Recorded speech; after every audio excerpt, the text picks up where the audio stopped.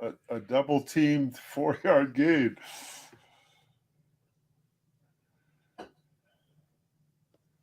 Tell me when. You're on, buddy. Okay, we're ready to go here with the Autumn Win Championship for the AFC, right, Michael? That's right. Along with Michael Reeves, we'll be doing the color. I'm Duke Semensky, and we just got started, and looks like Montreal has the ball. It's now 2nd and 6. Look in pass to Cooper.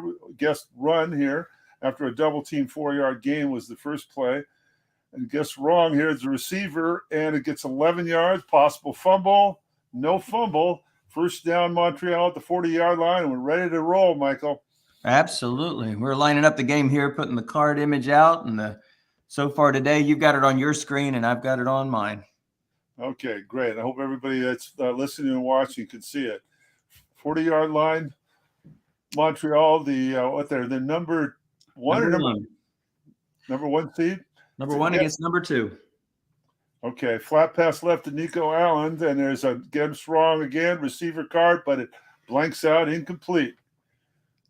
That was intended for Collins, goes incomplete.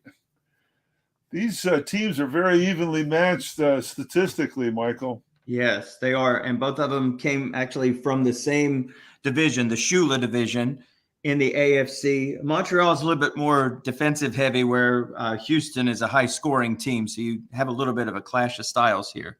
Right. 2nd and 10 is a linebacker, guessed right, but it gets the bracket for 5 yards, and we're going to have a 3rd and 5 at the Montreal 45. It's kind of never land in this analytics era we lived in, Michael.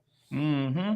That's right. Sort of a tweener here. Now, Montreal finished the season 13-3. Houston, again, in their own division, also finished 12-4. So you see the number 1 and 2 seeds coming from the same division. 3 wideout set here with Algier being the lone running back behind Tannehill. It's a flat pass right to Robinson. He's being double teamed, and it's incomplete. Good call by Ken Briere of the Houston Oilers, the coach, and Claude Turcotte is the coach of the Montreal Expos, and it looks like we're going to have a punt here from the 45. Mm-hmm. This is always a question whether you kick out of bounds here or not, or kick it regular. Mm-hmm. 4th and 5.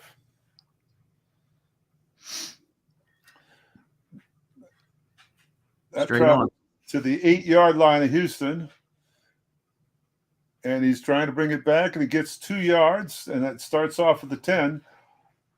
Ken Briere, coach of the Houston Oilers, takes over his 10-yard line. 12 minutes to play in the first quarter. Michael Reeves is with me. I'm Duke, and we're calling the game here of Autumn Wind, the AFC Championship. Mm-hmm. 20th season of this electronic version of this leg that actually has its roots go actually into the late 60s. And Dave was one of those original pioneers. He's the head coach of the Philadelphia Eagles, also made the playoffs this year. Claude's been in the league 20 years himself. Yes, absolutely. If you go to our Autumn Wind website, which I will, we'll see how many times he has actually made it to the championship. This is the furthest Ken hasn't been in the league for very long, but this is obviously the furthest that he has made it in the playoffs. But Turcotte does have an Autumn Wind title under his belt. Off tackle left corner. They were double teaming CD Lamb on this play. Let's see what happens here on the guess wrong run. It's on the offensive card and 5 yards. Yeah, my Autumn Wind championship was against Claude a couple of years ago. That's right. That's right. I remember we called it. Yeah. 2nd and 5 at the 15. Houston, the number 1 scoring team in the league. And Montreal, I think they're the number 5 defensive team in the league.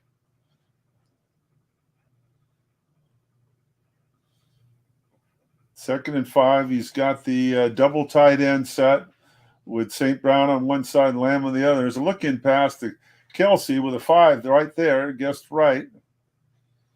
They were double teaming St. Brown.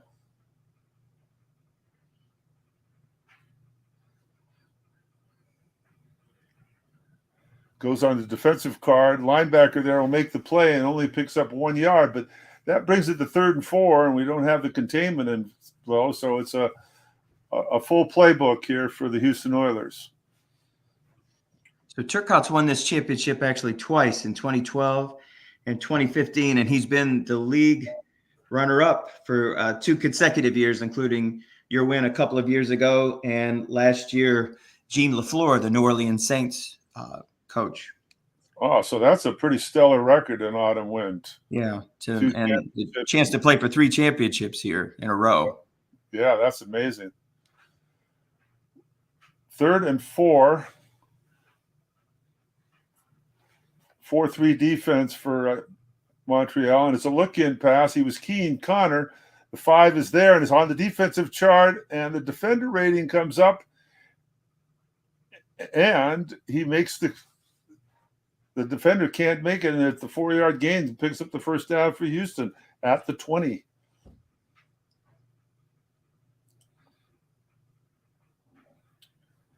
Two tight ends, Kelsey and Aquabunan. St. Brown split left, Lamb split right. Connor is in the backfield. It's a look-in pass to Amon St. Brown.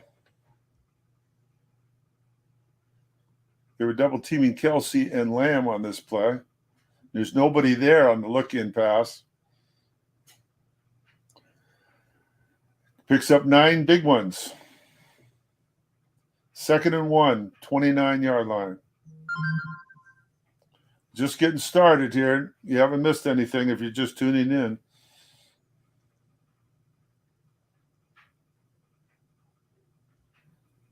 Connor's the back.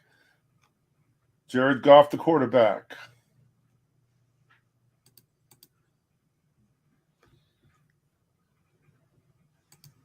Yeah, this is Ken Breer's 3rd season here. And a lot of people in the league know him as the graphic design extraordinaire. Yeah. Championship banners, he comes up with them. He has the posters for the league championship and the Super Bowl. Every logo, graphic, imaginable, Sports Illustrated covers, he does it all. Just an amazing artist. No, he does a great job with that. And Ken, when you watch the replay of this, we thank you for that because it really adds to. There's a short pass, guessed right. They're double teaming Kelsey, but it's Ross St. Brown with a guessed right 10 yards and a first down for Houston. What's up, guys? Hey, it looks like we got a Crowley appearance. Hey, I'll just be here on my commute home. I'm watching on the phone. Keep up the good play-by-play, you guys. This is going to be a good one. Houston and Montreal, the New England Patriot type team that's always there in the end, bringing home championships against the young upstart team. Maybe this is going to be the transition from the Patriots to the Kansas City Chiefs. So we'll see what happens. Good point, Dennis. Good observation, Dennis. That one off tackle loses a yard, and it's 2nd and 11. Houston's moved out to the 38-yard line. Jared Goff quarterbacks here.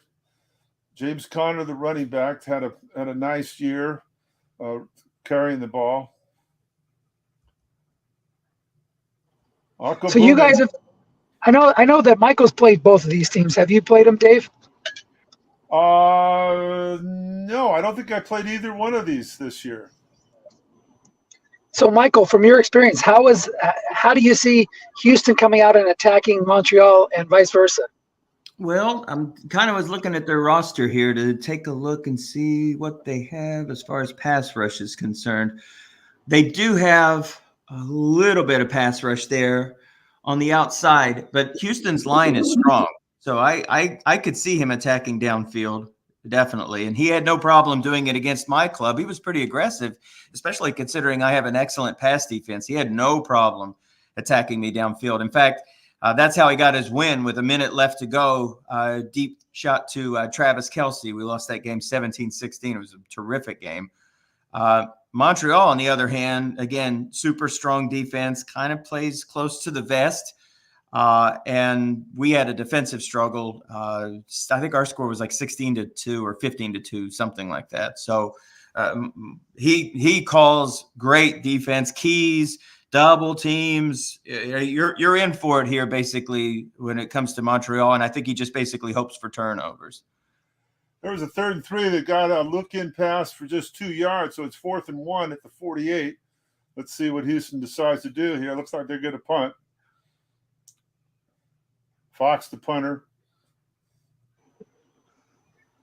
Yeah, it's interesting how the analytics crowd has gotten a lot of NFL coaches to go for it in those situations, and that usually trickles down to the Strat-o-matic coaches following suit. We see some aggressive coaches like myself, Nathan, Dave. I've even seen you do it, Michael, where you're 4th and 1 midfield. You might as well go for it because you're not gaining that much field position by punting. Didn't you write one of the original analytics handbooks, Dennis? No, I just go by feel. So yeah, you do a lot of that 4th down plays.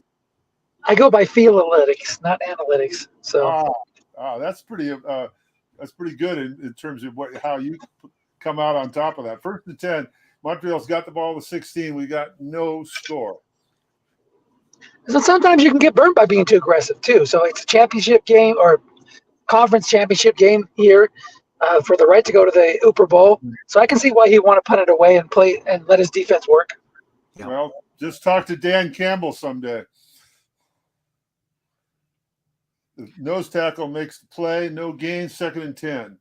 Algier, the running back. Moreau is the blocking back. Likely is the tight end. Cooper split wide right. Collins left. 2nd and 10.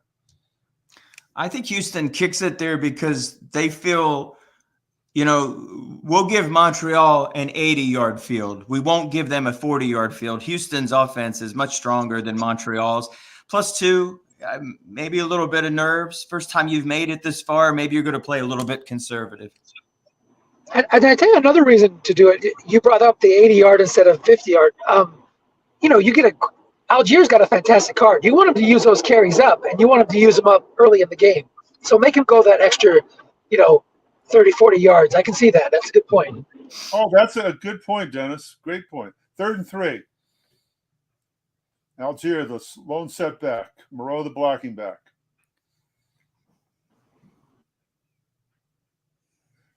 Linebuck Algier, the guess is right. There's a 4 there by himself. The guess right. It's a -1, and Montreal's going to have to punt from their 22.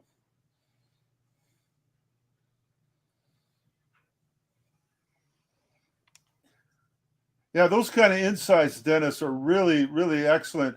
And Michael is doing a great job of giving us a statistical background here. So with the two of you, I feel like I've really got some expertise on board with me here. Michael, is there any way you can move the card image, even if it covers up some of the play-by-play? I know before you move it back and forth. I was wondering about that, Dennis. If it could do that, that would be better. Are you sharing your entire screen, or you're only sharing the game itself? I'm sharing the entire screen. Okay, so I don't see the card image. Do you see it on your screen? That's interesting. Yeah, I do. Huh. Okay, so I think that this has been a problem with your previous broadcast too. I would hit stop sharing and then present again, and make sure you're doing the full screen, because right now we're only getting the game. It's like you're presenting just the window.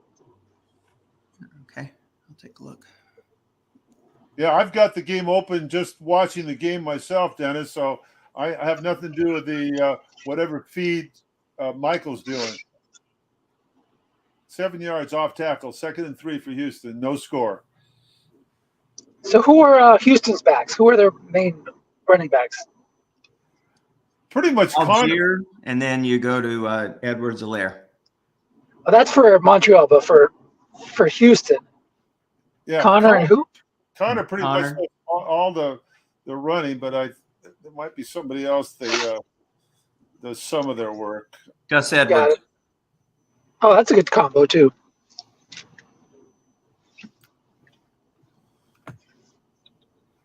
There's a short pass to Kelsey, and they're double teaming Lamb. Defensive card, receiver card, 14 yards for Travis Kelce and a first down at the 48 for Houston. Okay, so Michael, let me walk you through it. Go back to the web browser, like where you saw me, and then you're gonna hit that present button again. You see the present button at the bottom, Okay. and then instead of clicking the Strat-o-matic football game, you're gonna scroll all the way down where it says entire screen. Okay, so hit present. Hey, Anthony. Hey guys. Hey, I'm Anthony. trying to get that card image up. It's I can't. I'm addicted to seeing where it lands on those cards. Oh yeah, no, I know what you're talking about, Dennis. Let's see if you can help him get that. That's a 3-yard gain, 2nd and 7. Houston's at the 49-yard line of Montreal. They moved into Expo territory, Alouettes territory.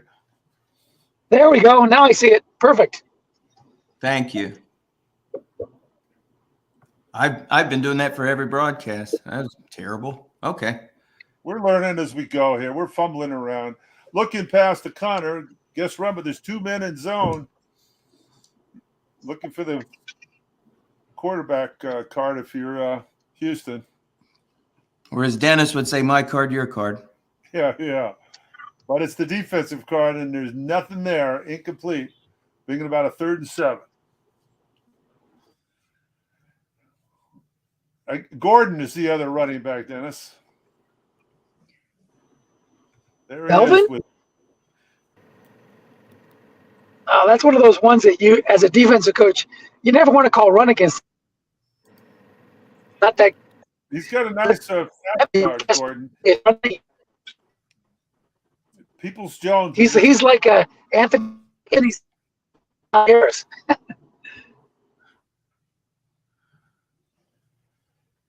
3rd and 7. He's not in the shotgun, though. He's got Gordon up behind Goff. And it's a flat pass right to Peoples Jones. Nobody there. Yeah, he was double teaming 2 receivers there, the tight end and CeeDee Lamb. Goes a receiver card and gets 10 yards. Possible fumble. No fumble. First down. He could have got burned on that receiver card, but he got the 10 yards and the first down. And it's Houston now moving to the 39-yard of Montreal. Running out of time in the first quarter here, the AFC Championship game of Autumn Wind. We got Dennis Crowley here along with Anthony Tagora and Michael Reeves as our color guys. This game is so big it took 3 of us to do color. Oh, yeah. We can't do it. Just I couldn't handle it myself. Short pass to Kelce on a guest run, and it's 10 more yards. Reminds me of the Naked Gun. We just need Dr. Joyce Brothers, and we'll have the whole. Yeah. I'm going to be more like a sideline reporter in this one. So you guys just come to me, throw it to me when you need some injury information. No, we could use all of you. I want to hear all of you. 1st and 10, 29-yard line. No score. Connors back in.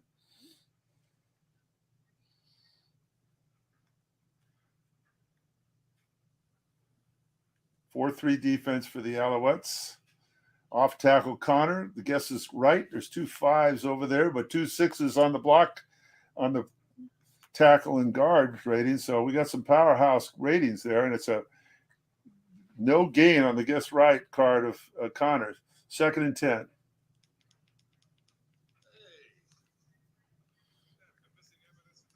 Chip in anytime, Anthony.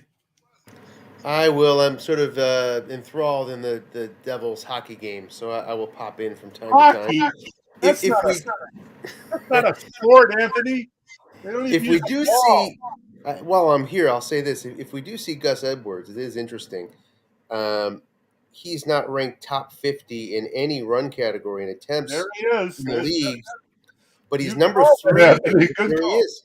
He's number 3 in end runs, and end run attempts league wide. Anthony's predicting an end run here, I sense. Flat pass left to St. Brown, though, with nobody there. And Ken has picked up the open zone there. A 30-yarder, that'll go to the house. Touchdown. Oh, my. St. Brown hit the open receiver, and the The zero-man card got the 30-yard box cars. Houston, first So blood. maybe Claude picked up on that trend that Anthony pointed out, and then Ken went against tendencies, got that open zone, 30-yard touchdown, boom. Yeah. That's interesting. Yeah, that could have been a factor. 7-0 Houston as they hit the open zone and the box cars. That's a nice combo. 35-yard return, though. Montreal is already out to the 40-yard line here. Algier is the running back. Moreau, the blocking back. He's got Cooper split wide right, Collins left, and the likely tight end is Likely.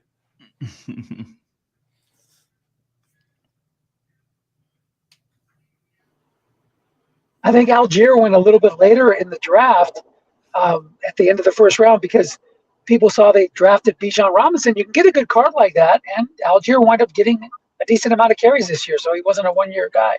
Yeah. Must run, gets 9 yards. That was an interesting defense there. He's left a flat pass zone open and put 2 in the look-in zone. But the must run got 9 yards. 2nd and 1. Montreal moves out to the 49-yard line, looking to get into Oiler territory for the first time. First quarter's gone. We're in the second quarter here of a 7-0 championship game of the AFC in Autumn Wind.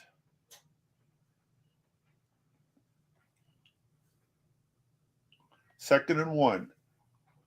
Edwards-Hilaire is now the running back for the Alouettes. Linebuck Tannehill. Guess is passed, but there's 3-yard gain by Tannehill, and it's a first down at the Houston 48. He saved some carries there and got the first down. Mm-hmm. Algier back in there. Off tackle, guess is run. And it gets nothing on the guess right. As a defensive coach, when you get that kind of guess to right run, you reduce those effective backs by a carry. You got to feel good about that. He had another one in the previous jet drive that helped him out too, forcing a punt. You're right. That adds up, doesn't it? Over the course of the game, you kind of categorize that in your mind. Well, some coaches, I'm one of them. It's just hard to get yourself to call run, but if you're able to do it effectively, it's a great weapon. No, exactly, and you got to know when. The outside tackle can't make the block, and it's a 3rd and 11 now at the 49 of Houston. Montreal is going to bring Robinson in as a third wide receiver. That brings Cooper split left. Robinson's in the slot. Collins right, Likely still the tight end. And Edwards-Hilaire is the back, 3rd and 11. Somebody make a call here. What's Claude going to call here? Well, short pass, of course. I sure can't say Robinson, but he's double teamed. And it's incomplete. That's right. He went with the triple double there. He's got 2 very good blitzing outside linebackers to the left and the right in Hassan Reddick and Khalil Mack, but this time he employed the triple double and gets the results he wants. Ken was all over that one and takes over at the 16-yard line, 1st and 10 with Connor, the running back. A key play in Houston's last drive was a 3rd and 7 where they threw to Donovan Peoples-Jones in an empty flat. That would have been a good time for Claude to do that, but you just never know. And these rule sets make it hard. You're not going to get bailed out by the dump-off. Yeah. St. Brown left. Lamb split to the right.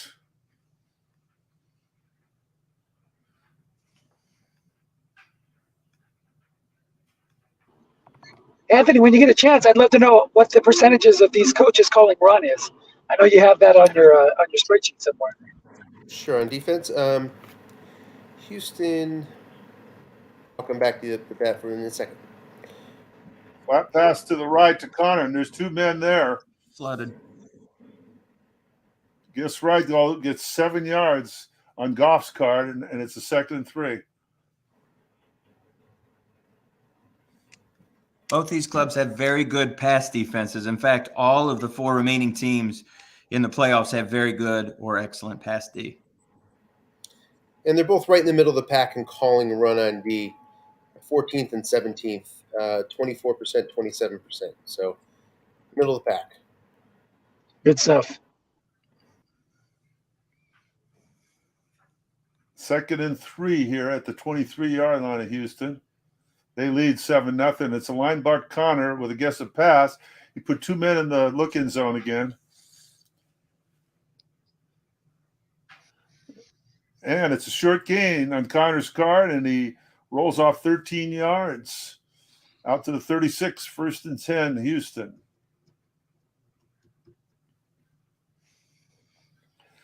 Interesting to watch these guys cover the linebacker zones, the flat pass zones. See,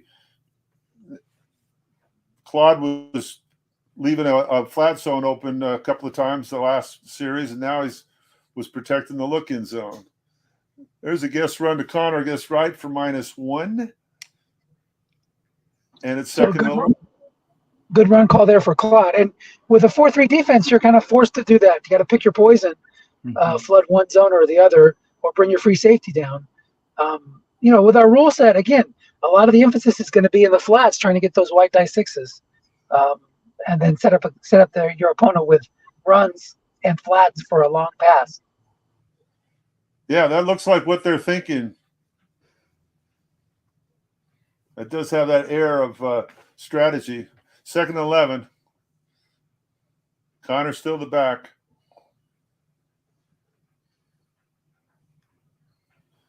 Here comes Edwards. We'll see if he gets that end run again, or if he is just using that as a decoy. Ah, yes, there's Edwards again. Let's see. Oh, he's got 2 tight ends with Edwards back there. And it's a flat left to Kelsey with a 6 there, but it's just on the quarterback card, incomplete. Brings about a 3rd and 11, and another wide receiver comes in, Peoples-Jones. Gordon is now the back again, who has a good flat pass card. He's not in the shot. He is in the shotgun. So Goff might try to dump one to Gordon, who's he's guarded by the 5. Yeah, Lamb is defended by a 4. The rest of them are guarded by 6. Your 2 outside wideouts. He doubled Lamb, but it goes to Kelsey, and it's Kelsey's guard for 11 yards. This is what he needed. 1st down, Houston at the 46. They started at their 16, and they moved out to the 46 with 9:54 to go in the first half. I'm Duke Saminsky. We have Michael Reeves in the color, and we also have Dennis Crowley and Anthony Tangura. We've got a plethora of autumn wind talent here doing the color. End run. Here's Edwards' end run, and it's guess right. But it's a defensive card, and it's only going to pick up a yard. The defensive end was good enough. 2nd and 9. Yeah, he's got a strong D line there, 5-5, 4-5. And Dennis is right. When you're playing a 4-3, it complicates things. When you bring somebody up, you're either going to leave a zone open. If you slide a line back over, you're still going to leave a zone open. So it kind of puts that free safety at vulnerability. So it's important to have strong run stoppers when you have that 4-3. Yeah, and he's got Matt Juden there, who's not only a 5 on the flat, but he's got a 6 pass rush or 6 run call when he goes to the line, and he's a asterisk pass rusher 12. Mm-hmm. So exactly, watching him would be a priority if I was playing against Montreal. 2nd and 9. Now he puts 2 men in the flat pass left, but it's short pass to Kelsey on, I guess, run call. Interception split. Awesome interception. Incomplete. That's a tough roll for Goff. 3rd and 9 now. The Houston 47. Looks like Gordon's going to be the back here. Maybe. We'll see if he brings Edwards in again. Would have been incomplete, right or wrong. No, he doesn't have too bad an interception split. Actually, I think it's 2-3. Montreal's in the 3-3-5, 3rd and 9. Gordon is in the shotgun. He does have a good flat pass card. Peoples-Jones is the other receiver, and there's Peoples-Jones, and they're double teaming Lamb. It's a short pass. Defended by a 6, excuse me. Incomplete. A blanco, and I think Houston will punt from here. Fox back again. Seems like they've had possession forever, doesn't it? Yeah, it does. They've had it minus 3 yards, and that goes back to the 7-yard line as Montreal backed up with 8:24 left in the half, down 7-zip to Houston. Well, that ball checked up nice. That bounced at the 4 and didn't go into the end zone. Instead, deep in their own territory, Montreal is going to take possession here at the 7. They've not made their way, to my knowledge. I don't think they've made their way past the 50-yard line, and this is their 4th possession.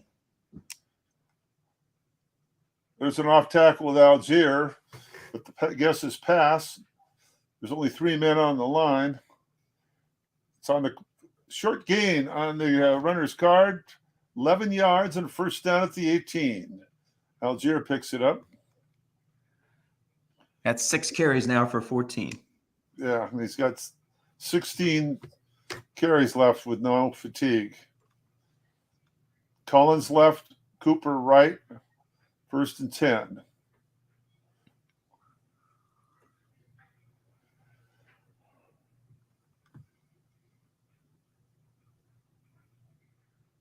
Three-four defense for the Oilers.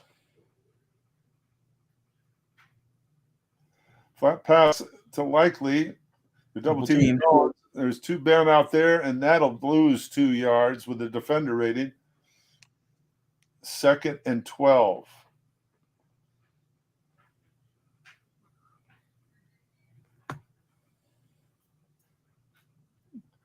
Still lone setback Algier.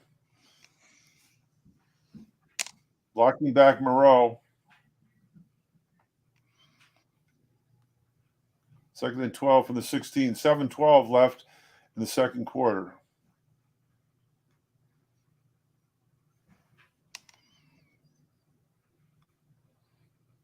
There's a short pass to Cooper, and he's being double teamed. Oh, and it's incomplete. Nice call by Ken. 3rd and 12 now. Robinson comes in as the 3rd wideout. Edward Soler will be the back. So they did the triple-double to force a punt on the last possession. And again, you've got those 2 outside linebackers. Neither one of these clubs for the entire first half, I haven't seen anybody call a safety blitz. They've been not super aggressive blitzing, instead opting to call for double teams. Yeah, but I see Mack blitzing from he didn't. He double teamed. It's a long pass to Collins, and it's 27 yards double teamed. Double teamed. My. Kim had the right idea, but Tannehill threaded the needle.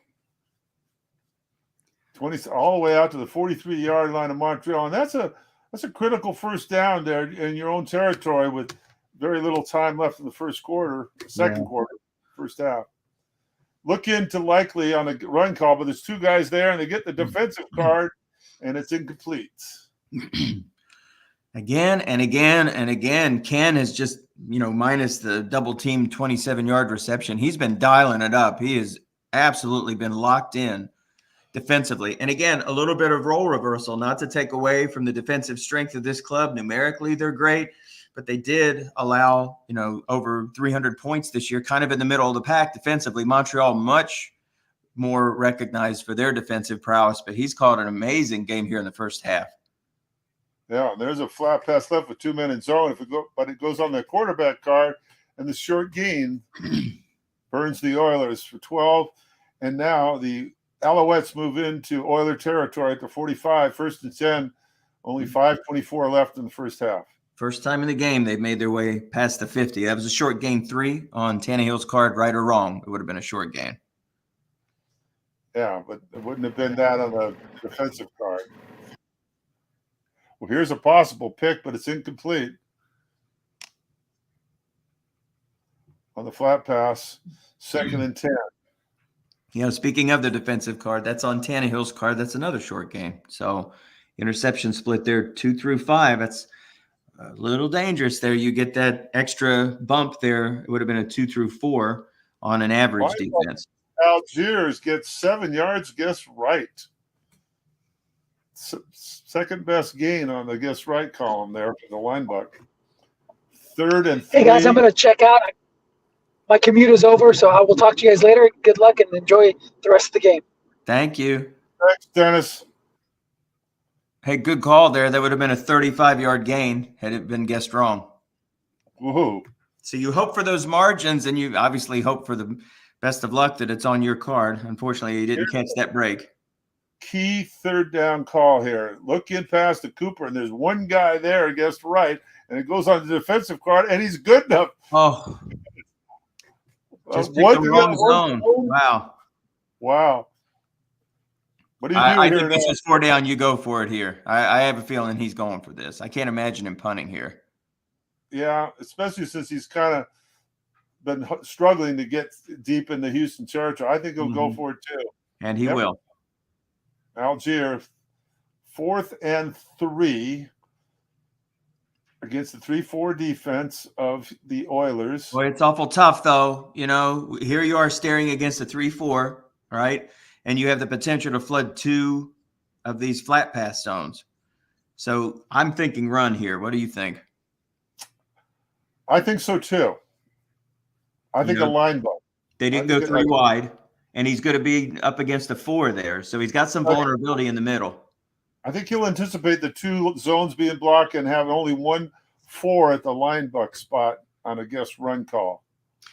I bet you Houston hedges their bets, floods 2 flats, and calls run. But it's a flat pass. We were both wrong, and it says against a 0, and it's going to be 14 yards on the guess right receiver card. That could have been blanked there, Michael. That could have easily been a blank, but he got 14 out of it. Absolutely. Wow. Yeah. You catch that great break of a white die 6, so they're going to get 0 men in his zone, and you're right. That could have been calamity. First down at the 24, 3:36 left in the first half of the AFC Autumn Win Championship. Dirt pass to Colin. He's got a 5 on him. Goes on the defensive card. Receiver picks up 13 big ones. Moves it to the Houston 11-yard line. Just an incredible drive so far by Montreal. I mean, Absolutely. Started at the double 7. team completion, the 4th down, the avoiding the INT on the 2 men in zone flat pass. And this all was predicated by that double team 27-yard long pass on 3rd down. So looking past Morale, but he got the receiver's card, but he got the blank on the quarterback's card as Tannehill misses a great opportunity there in 2nd and 10. Now that's a common defense we're seeing now by Ken with the flat pass left and look in zone with 2 men guess run. Let's see if Claude does any adjustment to that common defense that Ken's playing. 2nd and 10, the blitz is being shown. And he's got 2 good ones on the left and the right. He's got Riddick and he's got Khalil Mack, but he's not. Well, yeah, he is bringing. Looks like he brought somebody.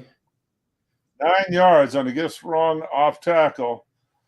3rd and 1 at the 2. Good counter. We might see the full house here. There it is. I'm thinking Tannehill linebucker. Houston shows the blitz. You're guessing Tannehill linebucker? Twice. Okay, it's Edwards Solaire on the linebucker, and he gets the yard. 1st and goal at the 1. I think we'll see the full house again. 2-minute warning, and I think we might have a a tie game here very soon. Houston shows blitz again at first and goal at the 1. Keys Tannehill, and it is to Tannehill. Defensive card, but the center is good enough, and it's a touchdown. That's a good point by Anthony. What a terrific drive that pretty much drained the clock, has tied this thing up, started at the 7, a 93-yard drive that didn't leave Houston with a lot of time. A little bit of great calls, but a little bit of help again on that double team long pass for 27 yards. Kind of energized this drive. Montreal was looking for some breaks and got it, and they've been able to knot up the score at 7. Yep.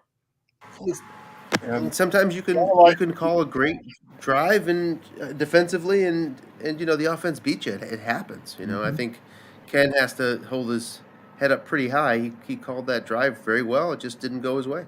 Yeah, he's been dialed in this first half for sure. Kind of like the NFL Super Bowl, where it was sort of a one-sided half, but not a very big lead at halftime. And there might be no lead for Houston here, even though they had the ball the majority of the first half. Mm-hmm. End run Edwards, they're double-teaming Lamb, and the dreaded 5 gets no yards. That's always tough. It's one of those times where you wish you didn't go out of bounds. You didn't expect to get 0 yards there, and now you stop the clock on a 2nd and 10. Yeah, that right there has probably sapped the aggressiveness out of Houston at this point. I think they're going to drain the clock. They didn't bother to call timeout there, let 30 seconds go. Although, wow, a crossing pass. Yeah, he gets a short pass to Lamb. He picks up the first down at the 37. And now he'll use one of those timeouts. He has 1 remaining. And he's going with the 3 wideouts and Gordon. You want to be a little careful here, though. I think he throws. Go ahead. I think he shows the flat to Gordon this time. That's my call. Okay. 3-3-5. Montreal not aggressive, no safety blitz. Just keep the play in front of you. But now that you got a very good defense and you got 4 in the zone, that interception chance definitely picks up. And there you called it. Flat to Gordon. Only gets 1 though. Target here is the 42-yard line for the Houston kicker. Who is their kicker? I wonder. Evan McPherson, the Cincy kicker, I believe. 226, 11, 12 deep. Yeah, he's got a good leg.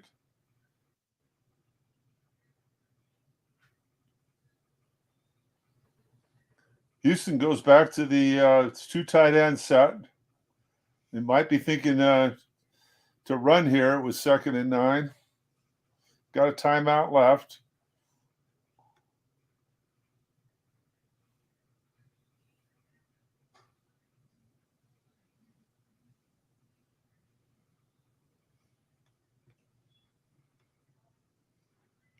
Short pass to Lamb. Only 3 men in zone. 1 linebacker blitzing. Nothing doing. 13 yards and a first down. Gets out of bounds. Montreal 49-yard line. There's 52 seconds to go. That's a lot of time with 1 timeout. That's not desperation time for Houston. Trying to get back the lead here. Such a sterling card for Goff. Short pass right with that 2-3 interception split. Absolutely. I was surprised by that, Anthony. I had no idea that. Yeah, that is a good looking guess right column. I'd kill for that guess right column. Yep.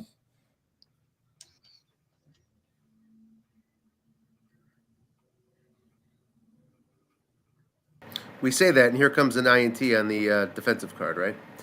Yeah. Well, that's the danger with 4 in the zone.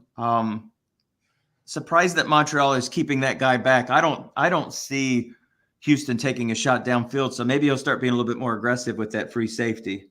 That's interesting. Yeah, let's look for that, Michael. That's a good point. 2 tight end set, 1st and 10. Still, he's got Edwards in. He might try the end run to Edwards, but it's short pass to St. Brown, They're doubling Charles Kelsey. There's 3 men in zone. There's a receiver card. And he gets 15 more yards. Ross St. Brown. Wow, gosh, and that's 2 in a row where he's gotten out of bounds and been able to preserve that timeout. So now there's 45 seconds left to go. 51-yarder from here. To Michael's point, 4 men in zone there is incomplete. So keeping that safety back cost him 15 yards. Yeah. Oh, there's the Bob the Lamb. You were saying, Mike, he might not try that. Oh my! Oh my! Wow! What a call by Ken. Oh man, that looks good, and it just and Claude for his guest run, and that was pretty saucy of him. Yeah. So Houston jumps right back into it and puts 2 tight ends. It's a regular 2 tight end formation. And if I was Houston, I would have walked around the table a couple of times after that. I'm not sure I could have immediately called an offense. I think I would have been pouting just a little bit. Oh my, what a call by both coaches. I respect them both there. There's another bomb to Lamb. They're double teaming Kelsey. This is guess right. Oh my God, he hits the long. Oh my gosh. Hell, and he hits the pay dirt. Unbelievable. 2 calls, 2 bombs in a row to CD Lamb, and Houston takes the lead with the extra point, and I don't think he can miss. I think they'll be up 14-7 here. We can miss. Yeah, he does. He can. Oh, did I jinx him? Was that the announcer? He misses them. I tell you, I've seen. Look, I haven't watched many Houston games. I played against him once. I've seen McPherson miss 3 extra points. Oh, I'm sorry, Ken. I gave you the announcer jinx. Oh, that's 22 seconds left. Let's see if Montreal can somehow cut back into that lead. He's got all 3 timeouts in 22 seconds, so that's doable. Is he going to go with a single setback here? He might pull some runs out of the hat here. 3-3-5 for Houston. Yeah, he's going with Moreau, the blocking back, and Algier.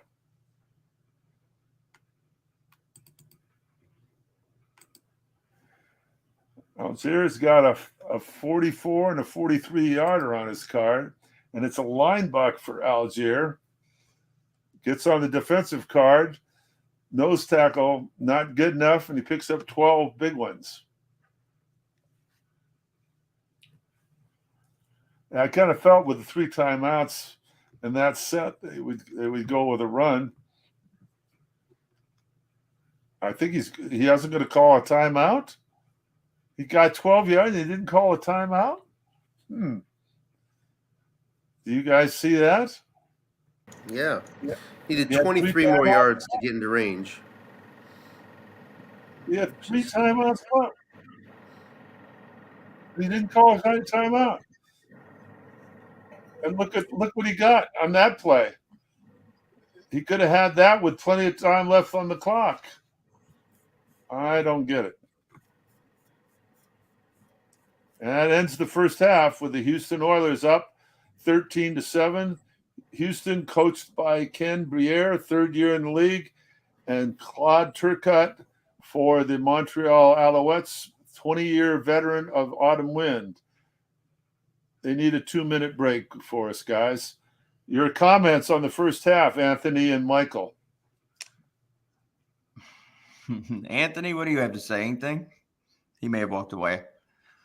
It may be between periods of the New Jersey Devils game. So let's take a look at the box score, and Anthony will come back and give us some of his insight here. So let me close this so we can see what in the world we're doing.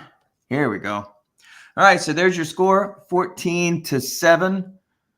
Houston took the lead on a St. Brown 29. Yeah, look at this. 2 big touchdown passes, 2 chunk play touchdown passes for Goff, a 29-yard pass to St. Brown, and a 34-yard pass to CeeDee Lamb, sandwiched in between a Ryan Tannehill 1-yard run that tied the score with 1:45 to go. But Houston made their way down the field to get a quick score and take the lead here 14-7. As we spoke the other day, it's very difficult to get 300-yard passing games here, but Goff is well on his way. He is on fire this first half, 17 of 22 for 190 yards, 2 touchdowns, no interceptions. Tannehill, 8 of 16 for 86 yards. Algier with 10 carries for 50 yards for Montreal. No sacks, I believe, in this contest. Let's see if there's anything statistically team-wise that stands out. Houston, 3 of 5 on third down conversions. Montreal, 2 of 6. No turnovers in this game as of yet. Clean sheet for both of these clubs. For what it's worth, Stephen Gilmore with 7 tackles. And that's where we are. Thank you, Michael. Michael Reeves doing the color for us, and he's the one that initiates these broadcasts, and he's been really aggressive the last couple of years in Autumn Wind to get these broadcasts going, because it takes a little while to put it together, huh, Michael? Yeah, a little bit, and still get a little bit rusty when we haven't done it for months, but very much enjoying the 2, 3, and 4-man crews. It's a lot of fun. It is a lot of fun, and it just makes the whole league that much more fun. And and you mentioned about Ken's graphics and all the statistical work that Paul Mankiewicz does, and you doing the broadcasts, and Dennis Crawley giving us expertise with his technical knowledge, and and then of course Larry Davis founding the whole thing for us. It's really a team effort here, and the enjoyment is really palpable. There's a flat pass right to Connor with the 4 out there. First and 10 here for Houston. The defender will make the play there, and that's going to lose 3 yards on first down, and 2nd and 13 for the Oilers at their 22.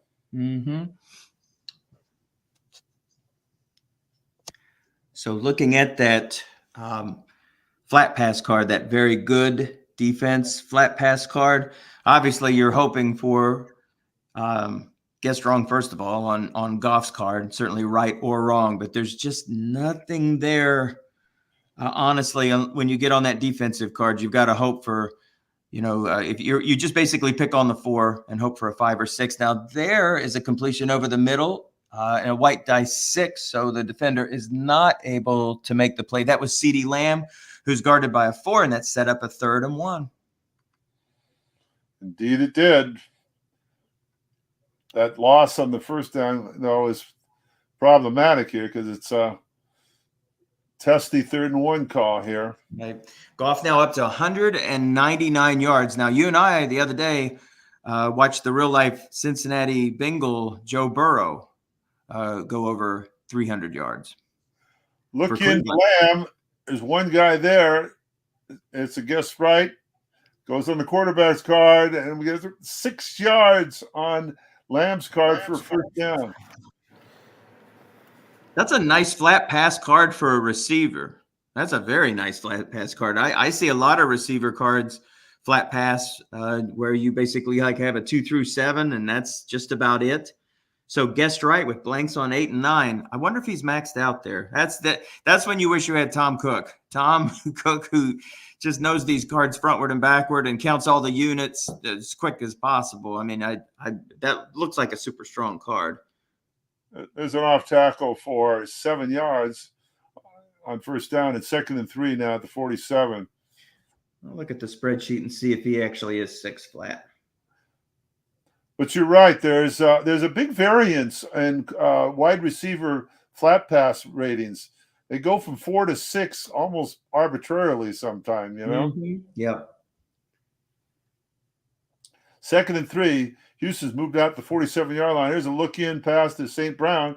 It's guessed right with a 5 there, and it gets 4 yards and another first down for the Oilers. They lead 13-7, 12 minutes to play in the third period. AFC Championship of Autumn Wind. Michael Reeves doing the color. We have Anthony Angora with us also. You hit on it, actually. So Lamb, St. Brown, Max's across the flats, and you also have Kelsey. And when you see Melvin Gordon get into the game, he is 5 in the flats, actually. So there's a reason why he sticks him in there on 3rd down. Gets run on an off tackle by Connor. It gets on the runner's card. And he loses a yard. Good call by Claude. 2nd and 11 at midfield. You know, and it's funny in a situation like that, when you see Melvin Gordon, who is a 0 pass block, you wonder if maybe Montreal starts thinking about blitzing and attacking that and throwing that Judon there to the outside. Now, they've got a strong line, 7s across. There's only one kind of sort of weak point there on the end. It's a 6 and a 4 pass defense, but maybe he could get him out of that with some safety blitzes. Just mix things up a little. Here's Edwards, 2nd and 11, and I'm guessing an end run, but no, it's a short pass to St. Brown. And Claude was thinking the same thing because he guessed run. And it's on the quarterback card and gets 11 yards, which is exactly what they needed for a 1st down. Claude was thinking like I was thinking. He's seen that that Ken uses Edmonds on those end runs, and they called run, but it was a pass and got burned 11 yards, and now Houston moves to the 39-yard line of Montreal. That's 6 catches now for 78 yards for Brown. Goff has made his way to 220, 22 of 27 in this contest. Good God, he is racking them up. Red hot. And let's be honest, he's catching Montreal in some run calls here. Yeah, but they're only up by 6. That's always an interesting scenario. You saw the Super Bowl game. That 7-point lead at halftime was not very encouraging for the 49ers. And here's the end run to Edwards this time. They're double teaming Lamb. It's on the defensive card. Defensive end is good enough, though, and it only gets a yard. All right. And there you go. You can get away with playing a 4-3 when you have a strong front 4. Only 1 4 on that line. All the rest of them are 5s. Good point. Connor's the best. He's running against that 6 tight end, so it makes sense to go that direction. Yeah, that's true. There's a flat pass left to Connor. Guess right. They were double teaming Kelsey. Mm-hmm. Looking for a 9 yards somewhere on the flat.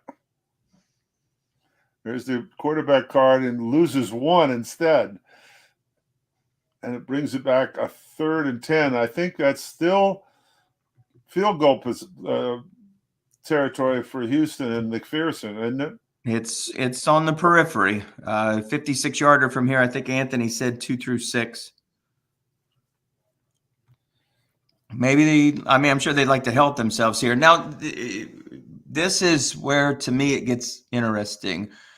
Let's see if Montreal thinks about this. If they put Gordon back in there. They are. It looks like Gordon's going to be there.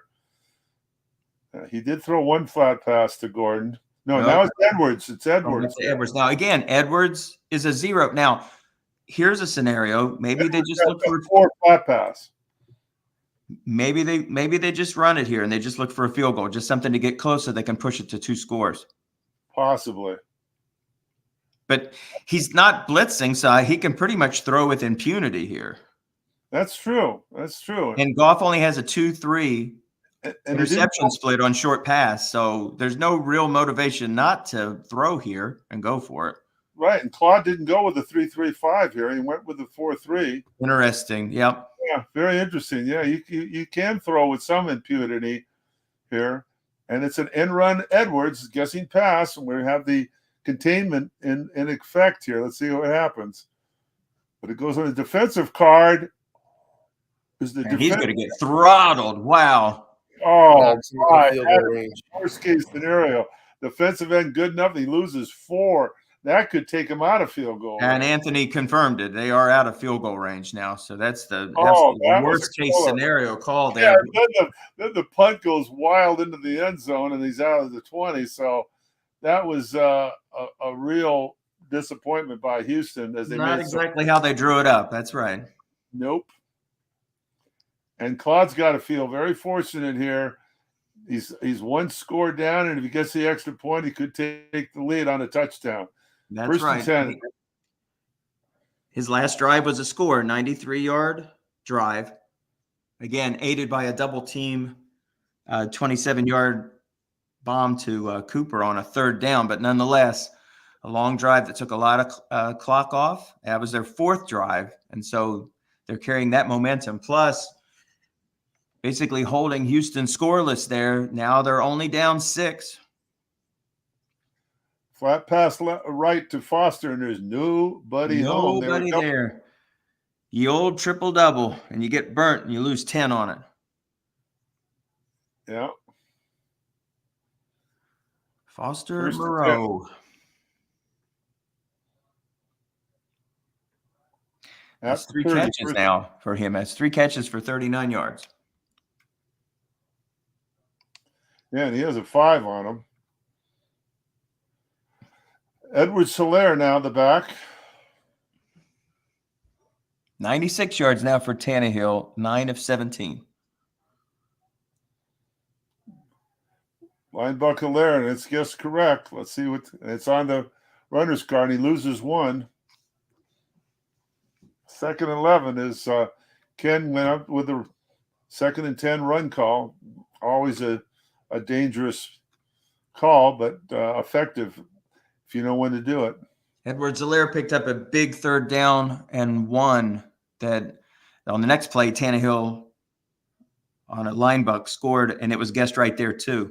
There was a flat pass guess wrong, but it had 2 men in zone and incomplete, bringing about a 3rd and 11 for Montreal at their 29. Houston's defense bears down here after a disappointing abortion of their last drive. Yeah, these are not the down and distances that Tennessee fares well.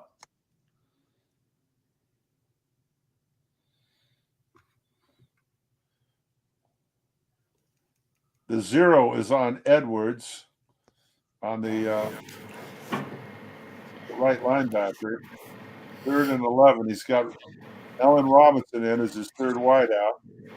There's no plus 10s on Tannehill's guessed right short pass. It's all 11 or higher, which is helpful. Well, that is helpful. That does help. So you don't have to go with a bomb then, right, Anthony? Right. The receivers, though, probably. I haven't checked them all, but Cooper probably has some plus 10 sprinkled in there, and Collins probably does. But Tannehill's card, you get a completion, you're good. 3-3-5 for Houston. Short pass to Edwards-Helaire, guarded by that 0. They're looking for the defensive cards. There it is. Oh. There's the defender, and there's the short gain. Excellent. Oh, that was a bold call by Claude, and it paid off as he went against the 0. And, Hilaire's card is not exactly – let me look at it here. On the short pass, guess right, he's got 11 combos. 1st and 10, Montreal to 46. Okay, Claude only down, still a 1-score game. Looking pass to Edwards-Helaire again, and the guesses pass. There's a 4 sitting in zone. Guess right on the quarterback card, possible pick incomplete. You've coached long enough, Dave, to know that on a 3rd and 11, you leave yourself vulnerable to that double team, the double-double, the triple-double, and it's an awfully gutsy call to go to a flat where there's 0 men in zone. So more likely than not, you're going to be looking for the player who you don't think the opposition is going to gamble on to double team. And so you wind up throwing it to one of the least likely players, not named likely. Yeah, yes. Look into Moreau here. I guess his pass, and there's a 4 there. But they are double teaming Moreau, and that goes incomplete. What is he, psychic? Man, live. He's had a lot of correct double teams, though. He sure has. That's been a healthy number for Ken Briere, Houston Oilers coach. 3rd and 10 now. Another 3rd and 10. All right. Does he go back to Edwards-Helaire here again? That's just what I was thinking. Would he do that again? Because otherwise, He's got 6s and 5s in coverage and the 4 unlikely. So you either double team Likely or Edwards-Helaire, thinking he's not going to do it again. Or maybe you try safety blitz here and take that out. Short pass to Robinson, and he double teamed Cooper, and it's 12 yards. Wow. Two big plus 10 conversions here. So behind the sticks 2 times in a row, and they got them both. That was huge for momentum, and he's into Oiler territory at the 42. So we've got a ball game here with 5:24 to play in the third period.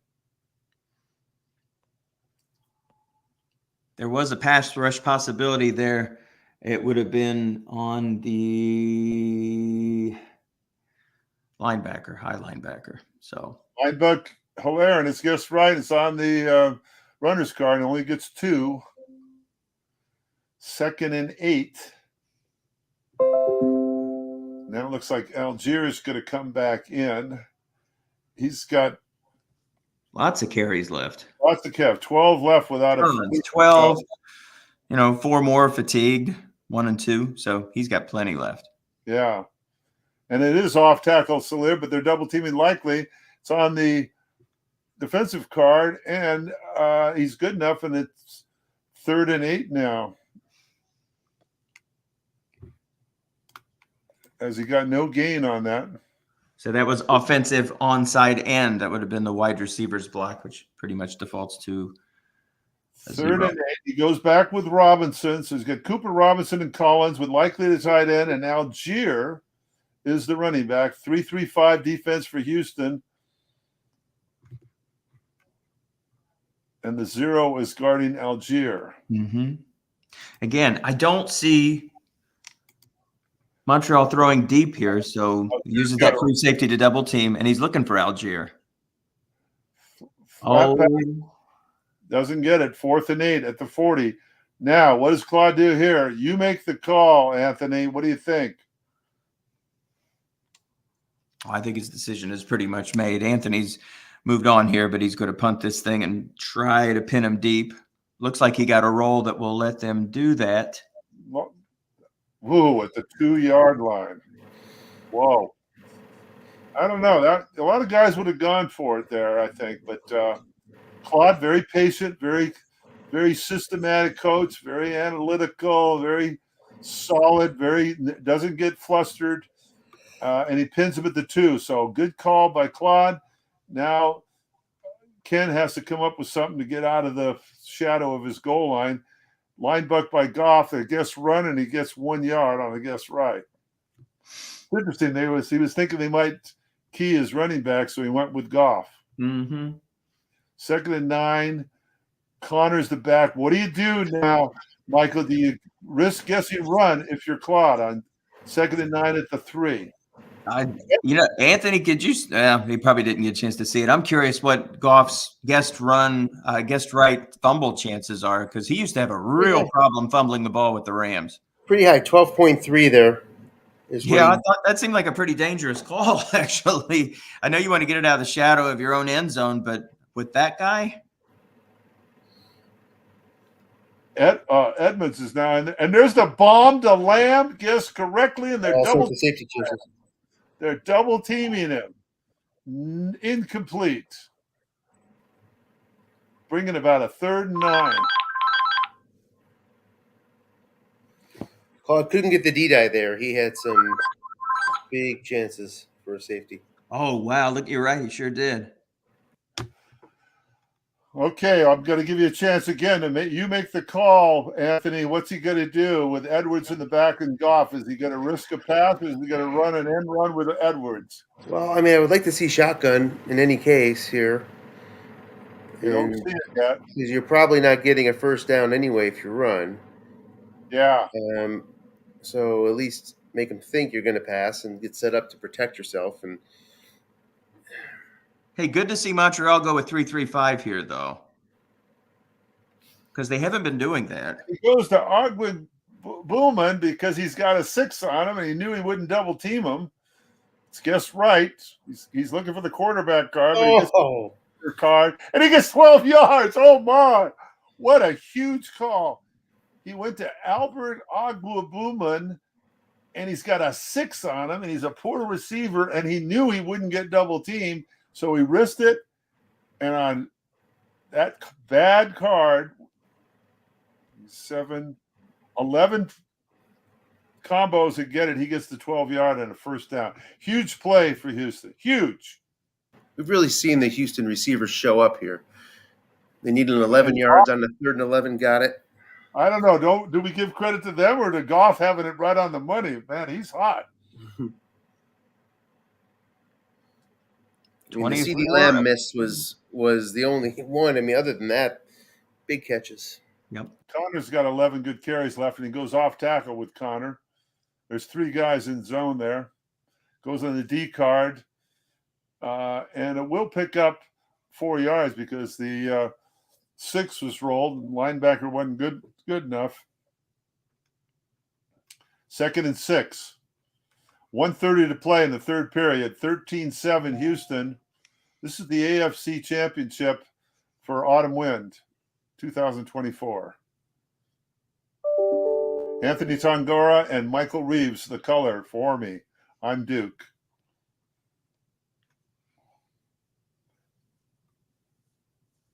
Second and 6 from the 19. And there's a linebacker to Connor. Nobody blitzing in there. Gets it on Connor's card and only gets 2 yards, but he's avoided the containment. 3rd and 4. Okay, Michael, you make the call here. What does Ken do? 3rd and 4. He has flat passed on 3rd and 1 a couple of times. So I imagine he's going to look flat here again because Montreal is going to run a 4-3. So he can only flood one flat unless he chooses to move both of those guys to the outside and leave the inside open. That's a possibility. And I think he'll flat pass to the left. I think he'll go against the 5 there. I think maybe he blitzes. 2 tight end set. 3rd and 4. And it is a short pass to Connor. Wow. Kelsey's being double teamed, but there's only a 4 on. Oh, he gets the 12. Oh my God, 5 combos and he gets it. That's got to be Goff. Although it's on Connor's card, we got to give James Conner credit for that. Oh, that might be the first short pass he's caught in all season. My goodness, do you think Ken Briere picks really good stocks too? We should probably ask him. Holy crap. That is amazing on a 3rd down. There's the onside guard can't make the block, and it's no gain. Now we're in the 4th period. 1-score game, 2nd and 10. Houston Oilers coached by Ken Briere. The Montreal Alouettes coached by Claude Turcotte. Montreal, for 2 consecutive seasons, has played for the Autumn Wind Championship. If they win today, 3 in a row. 5 yards on a look-in with no men in zone. 3rd and 5 now. Containment is in effect. Connor's still the lone setback.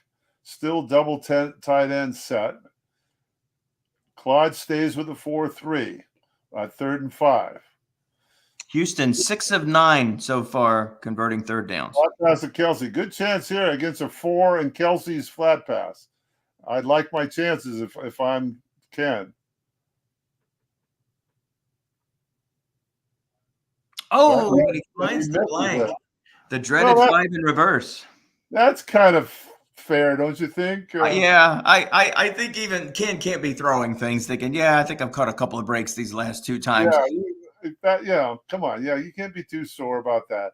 Yeah, and you know what? Even if he doesn't score, mission accomplished. He got a few first downs. A good punt here is going to put Montreal just shift the field. Right. Yeah. It's okay. He flipped the field. 11 yards on the return to the 21-yard line. Montreal takes over. They're trailed by only 6 after really having a lot of things go against them. Let's see if Claude can turn it on here in the 4th period. Yep. So Houston started their drive at the 2, and just getting those 36 yards, they basically flipped the field. So no harm, no foul. Houston really playing above their pay grade when it comes to defense. That's not their calling card. They scored 400 points this year. And yet they've been able to hold Montreal to only 7. Very strong, great double teams, good instincts this evening. He's coached very, very well. And speaking of good instinct, he double teams likely, not a likely double team, but it's only guessed right, but it's incomplete. But a good call again by Ken. But a good point, though. The Oilers are really, their offense is what carried them to their good record this season. Mm-hmm. And here they're playing a stellar defensive game against a fairly good offense in Montreal. Anybody who is a novice to this game, who is checking this and saw that triple-double and wondered why that didn't affect the defensive card, when a linebacker double team takes place on a player, if it's on the D card and a receiver reading rolls, it doesn't matter. It's still just guessed right. So a free safety would have made a difference there. Looking at Algier, it's guessed right, and it's only 4-yard pickup, so it's 3rd and 6 in Montreal. This is not a critical one, but very important for the 3rd down play for Montreal. Mm-hmm. Houston goes in a 3-3-5, and Robinson comes in with 3 wideouts for Montreal, and they've got Algier as their back, and he's not in the shotgun, so he's threatening an Algier run here, but there is containment in effect.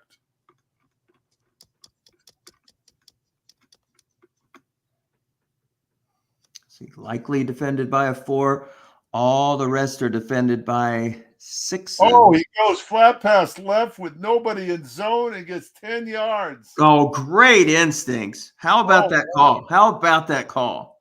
Great call by Claude. It sure was. At a key time. Sure was. Holy, ooh. Wow. Great call. Yeah, because without that would have been a 4 and it would have been a punt. Yep. And that was interesting that Ken would leave the 0 flat pass zone open, wide open, pull that guy out of there. That's very fascinating. Look into Algier and nobody there again. But it gets the guess right, 5 on the quarterback card, 2nd and 5. Montreal looking to put together a scoring drive here that could get him the lead. 40-yard line, 2nd and 5. Moreau's the blocking back for Algier. We're kind of lucky he didn't get that play blown up, to be honest. I think he feels pretty good about coming back with only a 5. It's flat pass left Morel, and he's got the 0 there again, and there's the 6 die, 9 yards, and another first down for Montreal, and they're on the move.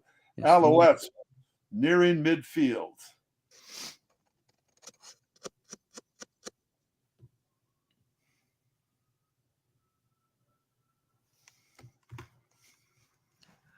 Claude Turcotte, 13-3, the number 1 seed here in the AFC. I'll tackle right, and he gets 3 yards out of it. Ken Briere, 12-4. They both played in the same division, and the winner of this contest is going to take on either the Cleveland Browns or the Los Angeles Rams, who are going to play Friday evening, 5:30 Eastern time. Cleveland Browns, 13-3 in the regular season. Los Angeles Rams, 10-6. 2nd down and 7. Algier, and he only gets 3 yards, but it's a 3rd and 4. Now this is another critical 3rd down call. And it might be 4 down territory, to be quite honest. Could be. So that could play into this. I could see Montreal running this for sure, especially when you're staring at 4 guys. And this looks like just screams flat pass. I'm thinking line buck here. I kind of agree. Algier's got 9 good carries left. I think line buck too. If I were Ken, I would put 3 guys in that line buck zone and give up the look in. Or off tackle run and just go 50-50 here. Let's see.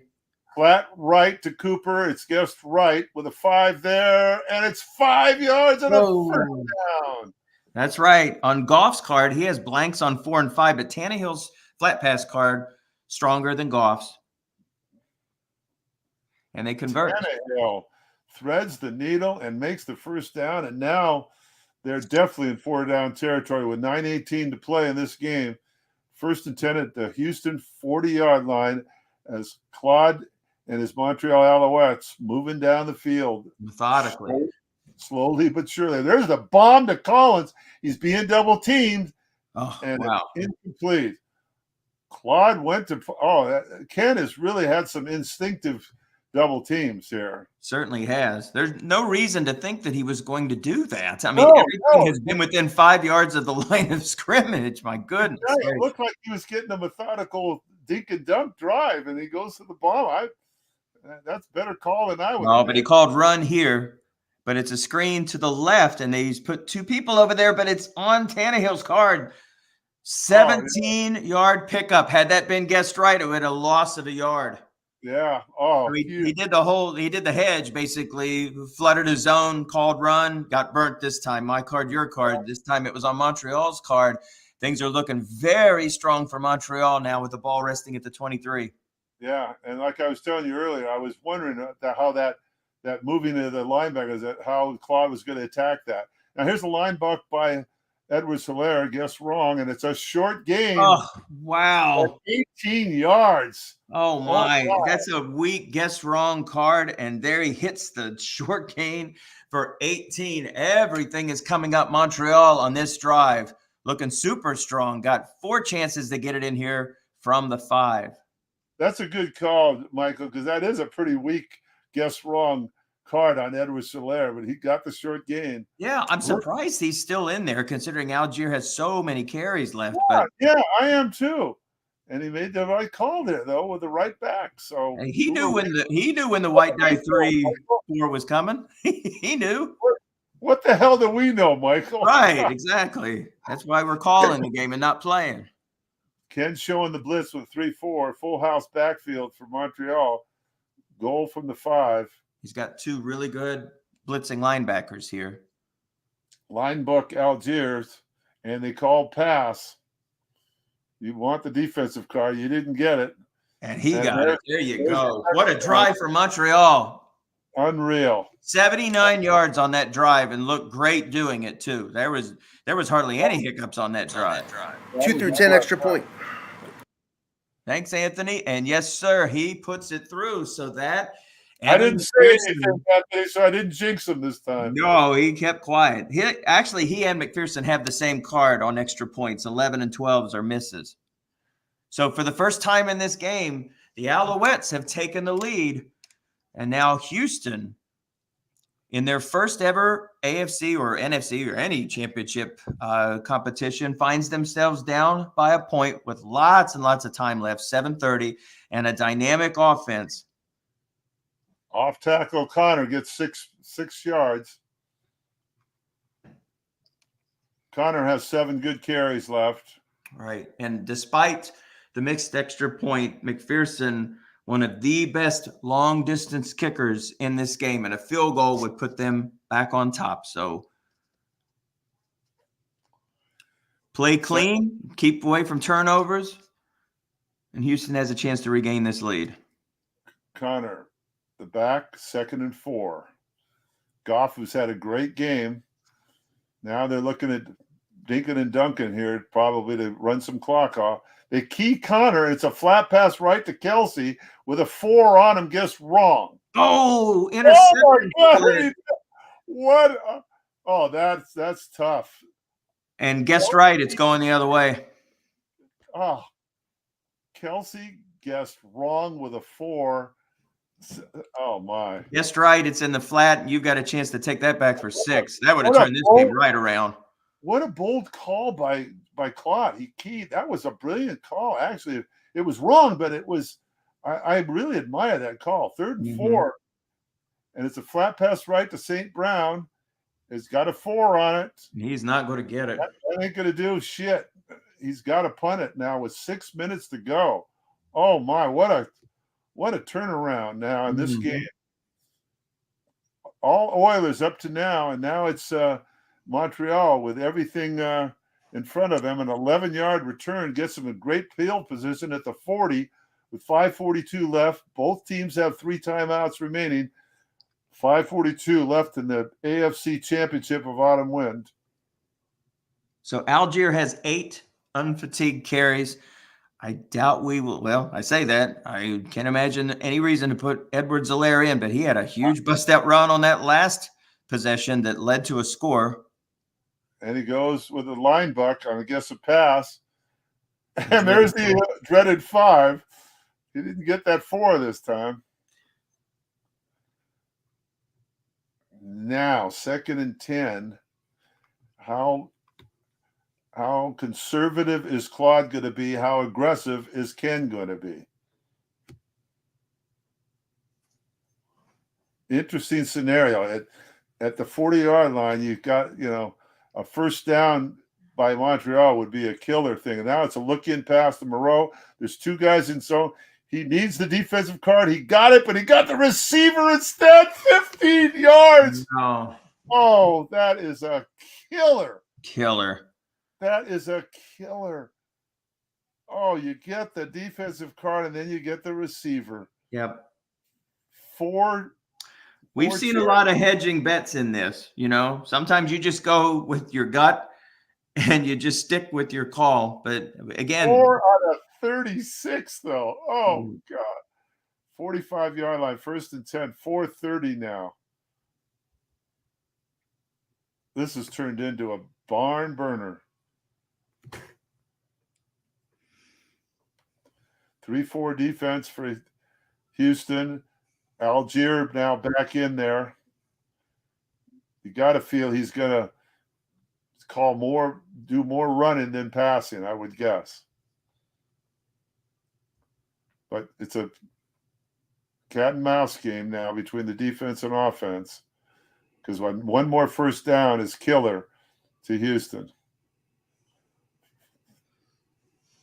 3-4 defense. He's got that vulnerable 0 out there at the right flank. He keys Algier. He keys correctly. And he's got a man in zone. What a great call. And it loses a yard, so it's 2nd and 11 as Ken gets aggressive on the key.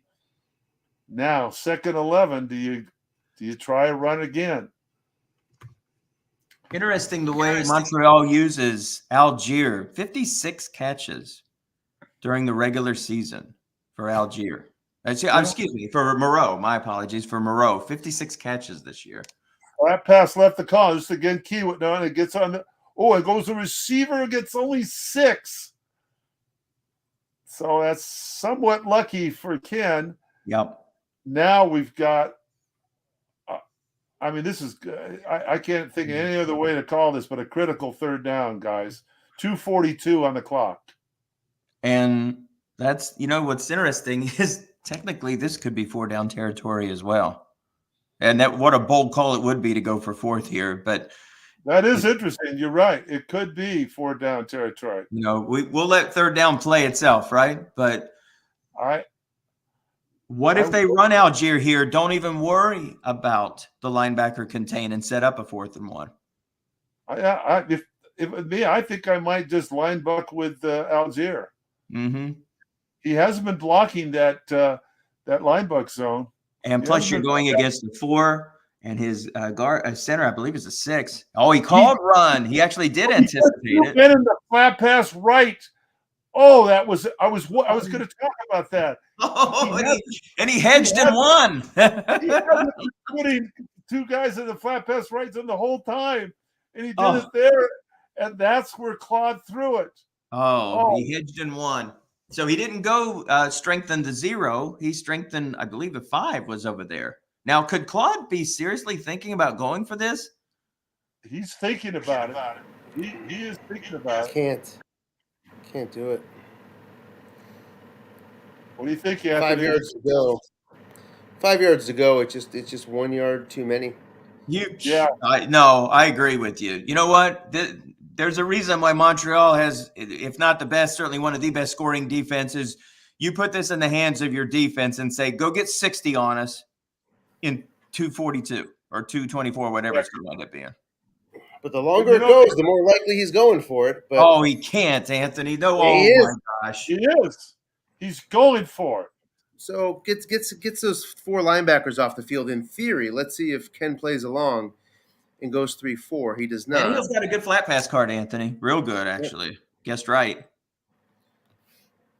Jackson in the backfield. Jackson guarded by the 0. Oh my! What a call by Claude! What a call! Jackson loaded with +4s on his guessed right flat pass. By the way, give me a defensive call, Anthony. What would you do? Double team he's lightning? got a great double team. He got him. What a call by Ken! Oh. He double teamed the right guy and had a man in zone. What a call by Ken Briere! And now he's got 3 timeouts, 2:42. He doesn't have to worry a little bit about the clock. In fact, he wants to use up as much of that clock as he can now, doesn't he? Duke, with that, Anthony, correct me if I'm wrong, but it looks like without that double team, he would have gotten it. It would have been linebacker in the zone 1 or 5. He would have gotten it. Yeah, it was a 4 in there. Oh my! What a call! What a call! I mean, wow! Oh mercy! Gosh, Now gosh, he's got gosh. Edwards in there, who's got 9 good carries left. But he doesn't have to worry about the clock at all. And he goes a short pass to Kelsey. Wow! Look at him. Look who was double teaming. Oh no! Oh my! Look at this! Oh mercy! No way! You are absolutely 3 in the zone. 3 in the zone. 3 in the zone with Kelsey on a 4 on a 4. Yikes! Oh my gosh! Oh dear me! Oh, a perfect game up to this point. No fumbles, no picks. Oh mercy! You kidding me? Well, perfect game in a lot of things. End run out, Jared. Oh, he's really blocked that off. Loses 3 yards, and he's still got a chance to stop Montreal here. 2nd and 13. What a call that was. There's another great defensive call by Ken Briere. Oh my, he's making some call, but so far he's down by 1 with 2 minutes to play. Let's see if Algier Montreal just plays conservative here and just tries to burn their timeouts. I mean, we're talking about Ryan Tannehill, who last year in the championship threw 6 picks, but his card is much, much better this year than last. I think Ken goes back to the 2 men in zone and look in and off tackle. Ryan calls run. He just called run. Oh, and there's another big stop. 3rd There's your and timeout. 4th. So things are looking pretty solid. They're going to get the ball back here, basically. It's going to be deeper in their own territory, and they likely will have 1 timeout remaining after this play, unless he throws a pass. With either one of you guys, if you were Claude, would you throw a bomb at 3rd and 14? Yes, I would here. I would have no problem doing it, and I'll tell you why. Houston's not blitzing anybody. What difference does it make? It'd be just like a punt. And another reason is Peoples-Jones has a touchdown on 3. So you're going to call for corner this? He's not going to have a man in the long pass zone, I don't think. Yep, and you have to fear Peoples-Jones on the punt. You got to go get this first down. Oh, Houston's going to keep their guy in the long pass zone. There's no way he's going to move him. There's no reason to double team anybody. Oh dear, he did. He does the draw. Can you get the boxes? No. Oh, wow. So now, do you cough in corner? Do you cough in corner? Or do you kick to Peoples-Jones? Is the key question in Claude's mind right now. Does Peoples-Jones have a touchdown on him? Yeah. On 3. He punts away. Oh, he gets 69. Unless he's about 10 rows up in the stands, he's probably not going to catch this. Well, I mean, that's just still a lot of time with a timeout and a 137. That's still plenty of time. What do you need to get yardage wise, Anthony, to get in field goal range? The 42, so he's 38 yards away. 38 yards. That's 3 short downs, 3 short gains. He can attempt it out to the 46. Well, 47, I guess. So he's got Gordon in there, which means pass left to Gordon. No way we're going to see a run here. And he gets out of bounds. That's key. No, he didn't. He did not get out of bounds. He did not? No, he did not. So they're going to hurry up. 2nd and 3. 27-yard line. Would you run Gordon here? No, absolutely not. He's got No. a huge fumble risk too. You don't do that here. Short pass to Peoples-Jones. Incomplete. He got a good shot on the receiver card, on the quarterback's card. 3rd and 3 now. Edwards at run possibility here. And they've been hitting the defensive ends on those end runs wrong. Saves the timeout and gets the first down. He's not going to call pass. He's not going to call run here. I say Edwards is what he's going to do. There's an end run left. It's blocked, but he gets on. Oh, and he gets a dreaded 5. Oh gosh, That's a terrible break. My gosh, God, that's horrible. Horrible. That's horrible. Well, at least he got out of bounds. So I mean, that's not an Edward Solaire, I guess, wrong call either. 4th and 3. Oh, good God. That's too bad. Literally everything on his card, with the exception of 5 and 11, would have given him a first down. Now, he went to the 6 blocker there. He could go in, run right this time.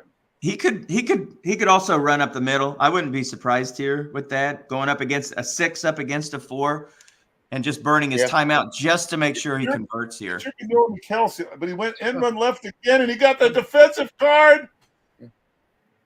Oh, he got the first down. No, he didn't. He didn't. No, he didn't. He got pulled down.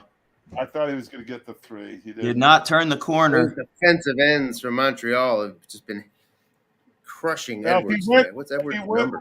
Right, would he have got the first down if he went right? No. Well, if he would have gone right, no, because there were 5s on both sides, and the fact that he brought a linebacker up wouldn't have made a difference. Edwards, 6 carries, -4 yards today. Oh, wow. What a turnaround for Claude Turcotte. Long of 1. Godly. That's horrible luck there. Mercy. 2-time champion Claude and 5-time finalist Claude. 5-time finalist and 20 years in the league. He moves on with the AFC championship here, defeating the Houston Oilers and Ken Briere, who did a stellar job of coaching this game. Yeah, we don't want to take anything away from Claude. Congratulations, but I mean, you cannot walk away from this not being impressed with the performance of Ken Briere. 3 years in this league, dialed up so many great calls tonight, and just fell prey to basically the first turnover in the game. And even at that last drive, just could not catch the rolls. That was absolutely unreal. Unreal. It's a shame. Again, it's cliche. It's a shame anybody had to lose this game. But, well, again, there's a reason why Montreal has been here 5 times. We'll have to look back at our history here to see how many teams have been there more than 5 times. I'll look at the website here. You want to show off the stats? Can you invite Claude in? He might. He comes in sometimes. Yeah, I'm gonna. Anyone who wants to.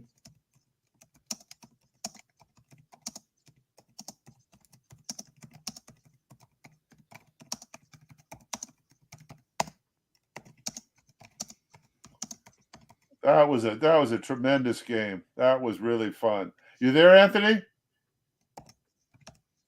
Anthony, you around? Anthony, you around? I'm here. Are we gonna call the game tomorrow night? Yeah, for sure. I'm running low on my StreamYard, but I think, I think I can get one more in without hitting the limit. So let's do it. Okay, can you get me in, because I don't know how to do squat. Oh yeah, you'll see the link. I'll post the link up ahead of time, usually. Good. Well, that'll be fun, Anthony. For sure. And we'll get all over Michael, won't we? All over it. So really interesting. Mark Raj has been in 5 times. So it looks like Claude Turcotte now will tie the record for most Super Bowl appearances with 5. He's 2-2. Wow, that's impressive. That is really impressive. I hope he can come on. Well, it looks like someone is trying to join. Let me see if I can. Can you all make it out who that is at the bottom of the screen? Let's see. Tim. Raider, Tim? I assume so. I He bet usually comes in to listen, but sometimes joins. I see his device isn't connected. Yeah, users have dropped. Can you get everybody on the screen, Michael?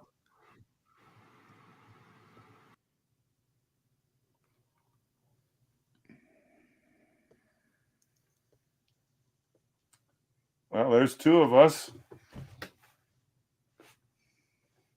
Yeah, there's three of us.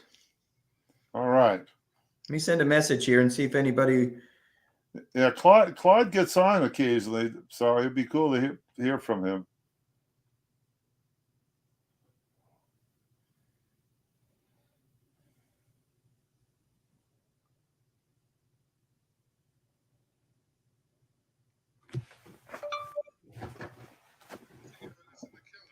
Hi, Ken Cummer. You were phenomenal tonight! Exclamation mark. Would you like to join us in the broadcast? Question mark.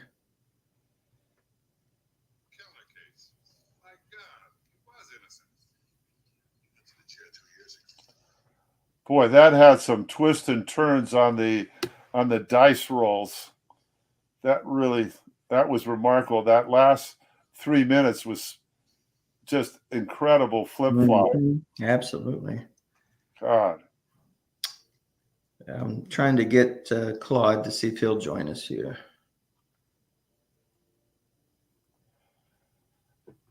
Yeah, all you can hope to do is be consistently, in the mix, get a lot of shots at the playoffs, because anything can happen in these playoff games, and they can turn on a dime. Mm-hmm. Hey, Claude, congratulations! Exclamation mark. 3 in a row. Exclamation mark. Would you like to join the broadcast? Question mark. I'm trying to get Paul to publish the lifetime autumn win stats. Larry Davis purposely said that at least I heard this, but I don't know if I heard it directly from Larry, but he didn't want to show everybody's records because of some people maybe being embarrassed or something. But I mean, there's a long history to this league, 20 years, and it would be nice to see the statistic, and I haven't seen them for several years. Yeah, he put together a really good coach profile page that was like super deep. Remember, it was really, really nice, and I hated to see that go. Maybe we'll get a chance to revise it. Yeah, but I mean, Paul does so much statistically. He's got such a full plate of work, and now he's starting up the Spring Fever League, and and he's had to take over most of the work on Autumn Wind now that Larry Davis has had a medical leave. Yes, that's right. Well, while we're waiting, I guess we can run over the stats here. It doesn't look like either one. I've sent messages to both,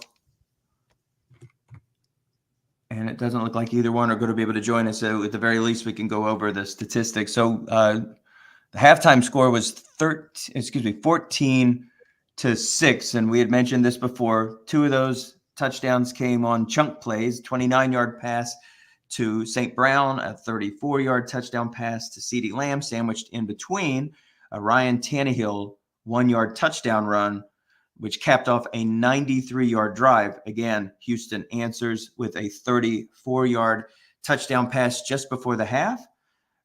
Evan McPherson missing that extra point to make it 13-7.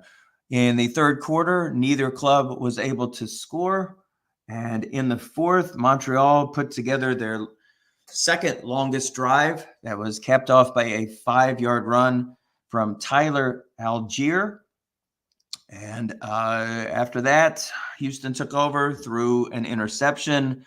Montreal unable to capitalize. They exchanged back and forth, but unfortunately, Houston was stopped on a 4th and 3 on 2 consecutive runs. And that ended the game. So Houston, which called a marvelous game. Of course, we don't have the statistics here at the end to see how many correct double teams. It seemed like they were correctly double teaming throughout the evening. Neither one of these two teams are blitzing clubs, so they're more on the double team side. And more often than not, Houston came correct and just about called a perfect game this evening, but their effort just falls short. They had led throughout this contest until midway in the fourth quarter, and they were led by Jared Goff, 28 completions out of 38 attempts for 251 yards. He had 190 plus at the half and was only able to muster 60 in the second. 2 touchdowns, but a huge turnover and interception that was intended for Travis Kelce. Ryan Tannehill, not spectacular, but steady. 19 of 35 for 196 yards. No touchdowns, but more importantly, no interceptions. The lead runner for Houston had a very pedestrian evening. 13 carries for 44 yards for James Conner. And even more disappointing, the Gus bus. Gus Edwards, 6 carries, -4 yards. As Anthony pointed out, the longest carry, only 1 yard. We go to Montreal. Tyler Algier, the Atlanta Falcon, 17 carries for 56 yards. His counterpart, Clyde Edwards-Helaire, 6 carries for 21 yards, 18 of them coming on a huge run that set up the go-ahead score for Montreal. St. Brown led Houston with 7 receptions for 74 yards. Travis Kelce, 4 catches, only 36 yards, 6 catches and 79 for CeeDee Lamb. Both Brown and Lamb with touchdown receptions. Tight end Foster Moreau, a Strat-o-matic hero, maybe not a big name in the NFL, but everybody knows about him in Strat. 5 catches for 53 yards. Moved the chains on a couple of his catches, big catches. Nico Collins, 4 catches for 56 yards. In there, he had a double-teamed 27-yard reception on the first scoring drive for Montreal that took place just before the half. Neither club, attempted a field goal. Evan McPherson missed an extra point, which, as it turns out, proved to be the difference in this game. Gilmore with 10 tackles for what that's worth. Clean sheet. By the way, that interception we didn't mention, Jair Alexander. So congratulations to Montreal. They are making their 5th appearance out of 20 seasons. We are celebrating our 20th season here in Autumn Wind. They are making their 5th title appearance, and we will wait tomorrow for the outcome of the Cleveland Browns and Los Angeles Rams game. Let's see, somebody. There you are. Duke, we lost you. I just went over the stats. Any comment here before we go? Anything that you want to share? Yeah, I think that Goff his numbers went down in the second half after having a tremendous first half, and it seemed like where he looked like he was going to just push away from Montreal. He couldn't.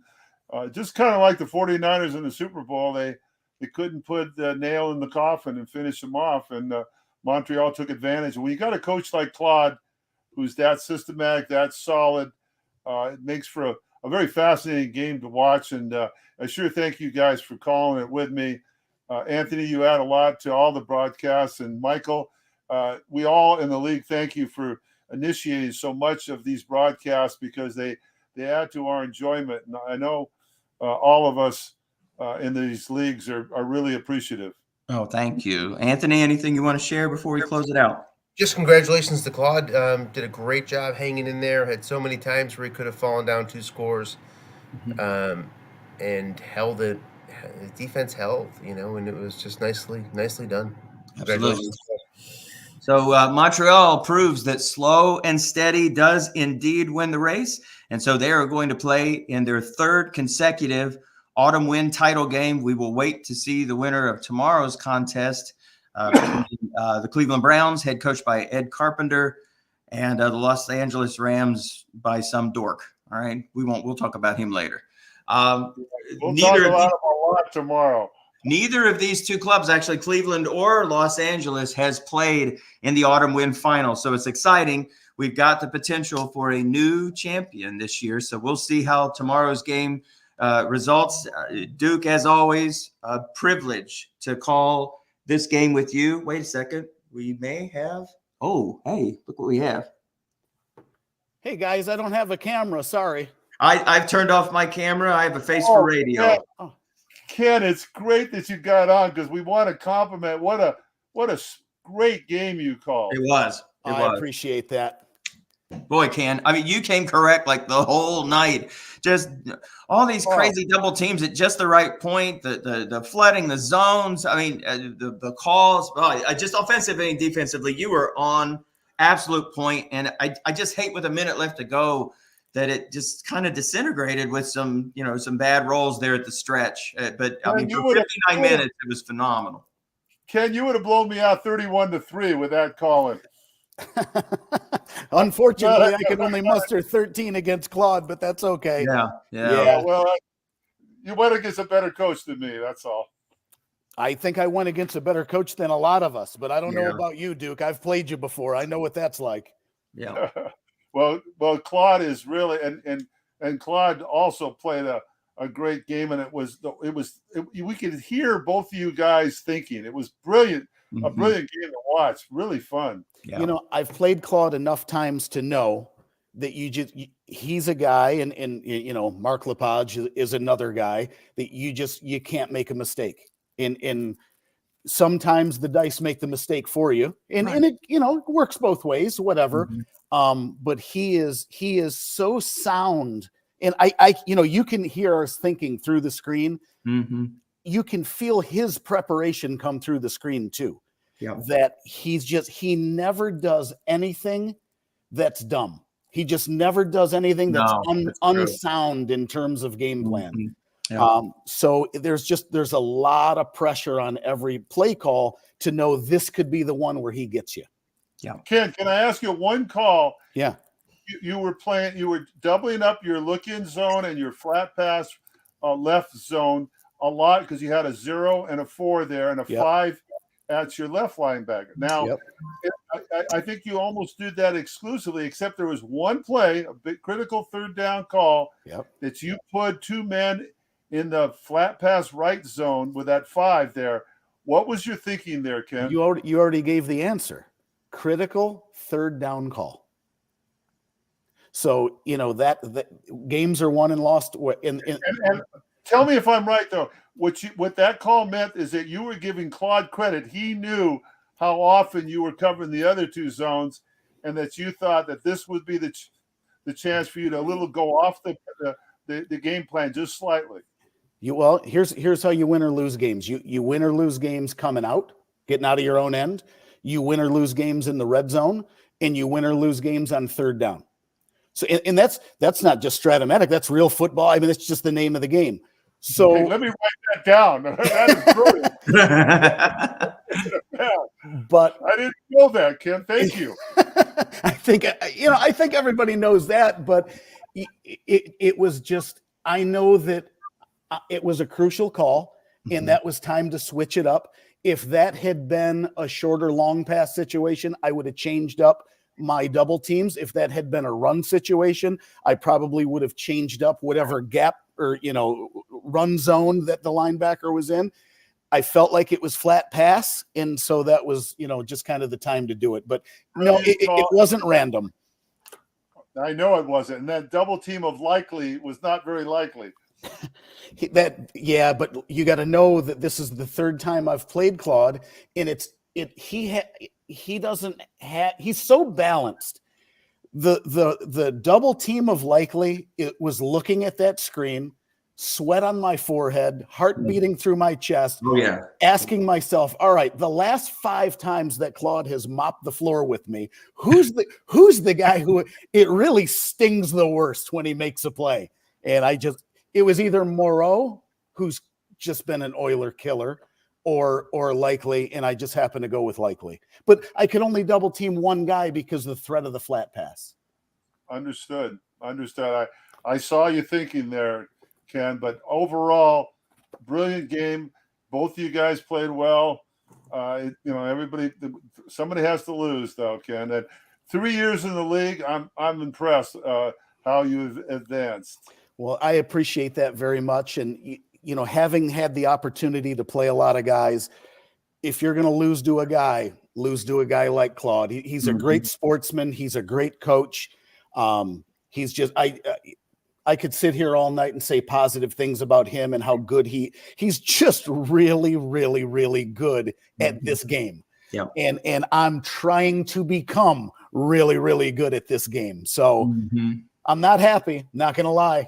I'm a competitor and it stings. And there were a few moments where I felt like I was in control, but this is what happens when you get out on the field, right? You know what, though, Ken, I'll tell you from experience. I'm in several leagues across the stratosphere, a few that are in the Somifa family. And I finished 10-7, a very disappointing 10-7 in SSFA, a spring league. Had to really hustle just to get to the 11th playoff spot, to get to 11. And then slowly but surely, all right, we throttled some team in the first round. And then we took on Tom Cook and his #1 club, and we took them down. And then we had Dennis Crowley staring us in the face. And we somehow got past him and somehow got this team to the finals and was winning this game until 15 seconds remained. Okay. Yeah. And after that game, I didn't feel terrible. I loved the run, and it gave me a lot of confidence moving forward that, you know what, it took me a few years to figure this game out. And I don't know if any of us ever figures it out. Right. Right. But you can get there now. When you've gone this far and in only like 3 seasons, you're this ticket. This team is ticketed. You already have a strong roster to begin with. Plug in a couple of extra here and there. This is not the last we're going to see of this club. I get the feeling you're going to be designing your own championship banner. I sure hope so. Yeah, always the graphic maker, never the graphic, right? I'd say the over/under on you winning a championship give you 2 more years. Give you 2 more years. You're going to be right back there next year. Your roster is so strong. You draft well too. On top of that, I look at like Cleveland, who every year just has these phenomenal drafts, but so do you. I mean, you've built a very good team that's going to be a threat for seasons to come. And especially with Goff playing so well, you may have stumbled into a franchise quarterback here, when basically Detroit picked him up to be a placeholder. Now all of a sudden, look, he's had a renaissance. And so too, you will have a renaissance as well. I'll tell you, the fact that you got here bodes well. This isn't going to be your last rodeo, no doubt. Thanks. I'm going to tell you a quick little story why I was so interested in Goff when he was available. I didn't just go after him because, he was the only guy around. There were a few other guys that I really tried to get and I couldn't. I tried to get into the Justin Herbert sweepstakes and I just couldn't get there. I tried to get Burrow. I even tried to get Phillip Rivers, who was on his way out of the league. But the thing that interested me in Goff was that he was going to a Lions team that was so bad. I just figured he would have all kinds of mop-up time stats. Yeah, good point. So like if they went 4-12 or whatever, he would tear up the town, right? Yeah. And then it got flipped, which is good. Who was your first year quarter? This is your 3rd season. No, believe it or not, this is my 5th season. Oh, it's your 5th season. Yeah. I read the spreadsheet incorrectly. So who was your quarterback starting? Marcus Mariota. And I'm pretty sure that first year, I'm not positive, but I'm pretty sure in that first year that Marcus Mariota did complete a pass. It was rough, man. That was a rough card. Hey, let me tell you something. You don't know rough. I had Matt Castle for a year and Bryce Petty for 2. All right. Yeah. Bryce Petty 1 year for me, I think, threw 36 interceptions in a season. So yeah, it happens.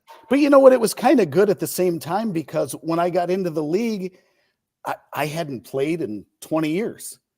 And so that first year going through, it was a big learning process. Yeah. So having a bad quarterback and learning how to scrap, that's not the worst thing. That's true. You know, both you and I were expansion franchise. I think this is my 8th season. Anthony, this is your 2nd season, I believe. Yeah, Yes, second second year season. for Anthony. Second season for Anthony. Now, of course, Dave has been in this, you know, ever since Newt Rockney was throwing the forward pass. So we won't. My first Strat-o-matic season playing with Strat-o-matic cards was 68? 57 years ago. Yeah. It was what? It was what, Dave? I'm sorry. 57 years ago, 1967. Wow. Yeah. That's Yeah. the first, and I got my first baseball set. That's when Harold Richmond came out with his first football. 1963 was the second season of Strat-o-matic, and I had his second set of baseball cards. So I go back. I met Harold Richmond in person, so I'm an old timer. I go back a ways.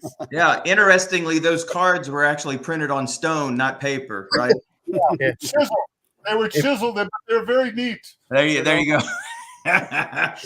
So all three of us, Anthony, me, and you, Ken, you know, we had to grind, right? I mean, come on, Anthony had a like almost an uncarded quarterback basically for a season, but you take your lumps and you learn. You take your lumps and you learn how to play this game, and especially with this rule set that's really unique to some of the other leagues with the dump off pass and, you know, yards after the catch and things like that. So you just got to get used to the rule set, but you have found a franchise quarterback now. It looks like Detroit's going to pay this guy and continue to extend him. So you've got that good 3 to 5 year window. But I like the fact that you've had to build this team from the ground up. But your line is strong. Your defense is strong. All you're going to be doing now is plugging holes. This is going to be a competitive team for years. Well, really, you know, looking at it, I think that Anthony and I are a little bit more similar than you in that I didn't have a bad team. I just had a bad quarterback. And when we came out of the expansion draft, I looked at that team. I thought, we had some real pieces. Yep. We've kept some of those pieces and you know, they've moved on, you know, and developed. But there were some guys that we traded and such where Anthony, you know, when you had your expansion draft, I looked at you and the Colts looked at those rosters and thought with a quarterback, both those teams would be really competitive. So I can't take credit for being a draft genius. That's for sure. Easier said than done to get that quarterback in this league, though. That's for sure. That's true. And a lot of things need to fall into place. You need the right draft year. You need, you know, the right records. You need the right guy ahead of you in draft order, you know, not looking quarterback for whatever reason, or, you know, or you need to pay a king's ransom for a trade. It's, you know, well, that's right, Anthony. And you kind of need to know when to pull the trigger, right? You know, I was punched in the face basically for a couple of seasons and thinking, you know, maybe now is the time to pursue. And I kind of was like pushing for Sam Bradford. That was it. Yeah, Sam Bradford. But the asking price was just too much. And I figured, you know, one more year of building and let's see where we go. And lo and behold, we stink it up again and wind up securing Patrick Mahomes. So sometimes it's worth that extra year of being taken to the woodshed and just building the rest of your team until you can either A, pull the trigger, or B, you know, make that draft pick that's going to be that franchise quarterback. And even then, when I drafted Mahomes, he couldn't play. He didn't qualify, so I had to play one more year with Bryce Petty. So, yeah, my team basically had Adrian Peterson, Dez Bryant, and 51 other guys and draft choices. So it's been a long road. Definitely been a long road. But we just, I tell you, I hope you get a chance to listen to this broadcast. It won't be painful in any way, shape, or form. All we did was the whole night marvel at every one of these great calls that you made. It's a shame. It's cliche. It's a shame that anybody had to lose this one. But you had an amazing showing tonight, and I hope I can coach half as well tomorrow night, to be quite honest with you. Oh, you will. I'm looking forward to watching that. I want to thank all of you guys, you three in particular, for your broadcasting. It's been so much fun to go back and watch the games. And, you know, I go on YouTube sometimes a day later, sometimes 2 days later, and it adds such an element to the whole thing. I've really enjoyed the broadcast. And I'm excited. I feel like a little kid whose team was on Monday Night Football for the first time. I'm really excited tomorrow to sit down and watch, you know, tonight's game and relive some of the pain. But I felt it'll the be same worth it. way. You know, Tom Cook used to call a lot of games in the Samifa leagues. He doesn't really call very many now. But the first time that I had a playoff game and won it, I can't tell you how many times I listened to it. It's crazy. I mean, talk about no life. Yeah. But I loved every minute of it. That I felt like it was a big deal. It's just card and dice. We're just in a hobby and just having fun. But more than anything, I'm just happy that, you know, because David does this for a living, basically. He did this for years and years and years and had quite a storied career. We just couldn't get the communication to work correctly with his phone. But now that he's come on board, it's made it a whole lot easier. He does the play-by-play. Yes. Anthony and me do the collar, and it's a whole lot easier than doing a one-man booth. And I think tomorrow night's game will be just as fun. I think you'll enjoy this one. We heaped praise constantly. Okay, so even if you didn't come out on top, we're all big admirers of your work, Ken, and we're rooting for you next year and moving forward. I sure Hey, appreciate it. Ken, Yeah, Thank you for Ken- everything that you bring to the league too, Ken. You give a lot more than you take. my pleasure. Ken, let me make a proposal to you, because I have my degree is in graphic design, and what you do with your graphics, I'm going to send you a couple of emails of things that I do. And what I'd like to do at some point, maybe you'd want to join me in this, if we could get pictures of all the coaches, put together not only the logos, but a logo with the picture of all our members. Oh, that would be Maybe great. Let me send you some of the things I do on Publisher with pictures and stuff. I'll show you some of the things I did with my team, but we could do that for all the teams. But with your expertise, the professional way those logos look, you can integrate with some of the things I do. So I'm going to shoot you a couple of emails, and let me know what you think about that. Maybe we could do something together, Ken. Sounds like a plan. I'll That'd be look forward fun. to doing that for sure. Okay, cool. Ken, you're a credit to the league, buddy. We really appreciate you, and congratulations for a phenomenal year. 13-5 is nothing to sneeze at, but this could be the team of destiny. That's 3 times in a row he's going to play in the Autumn Wind Championship. So again, congratulations. Yeah, this has been a Ken Briere party, and Claude hasn't been a part of it at all. Oh, by the way, he won 14-13. So he is headed to the finals, and tomorrow we will find his opponent, either Cleveland, the Browns, or the Los Angeles Rams. That game is at 5:30 tomorrow. The docile tones of Dave Szymanski will be here. Anthony, I'm sure Dennis is going to join as well. And hey, anybody's welcome to join. It's just a watch party. So come check us out. And of course, we're on YouTube as well. Hope you enjoy this broadcast. Again, congratulations to Montreal, the winners tonight, 14-13 over the Houston Oilers. Thank you, Anthony. Thank you, Dave. Thank you, Ken. Thank you, Autumn Wind. God bless everybody. Good night. Good I'll night. see you tomorrow, Anthony, and good luck, Michael. Good luck, Michael.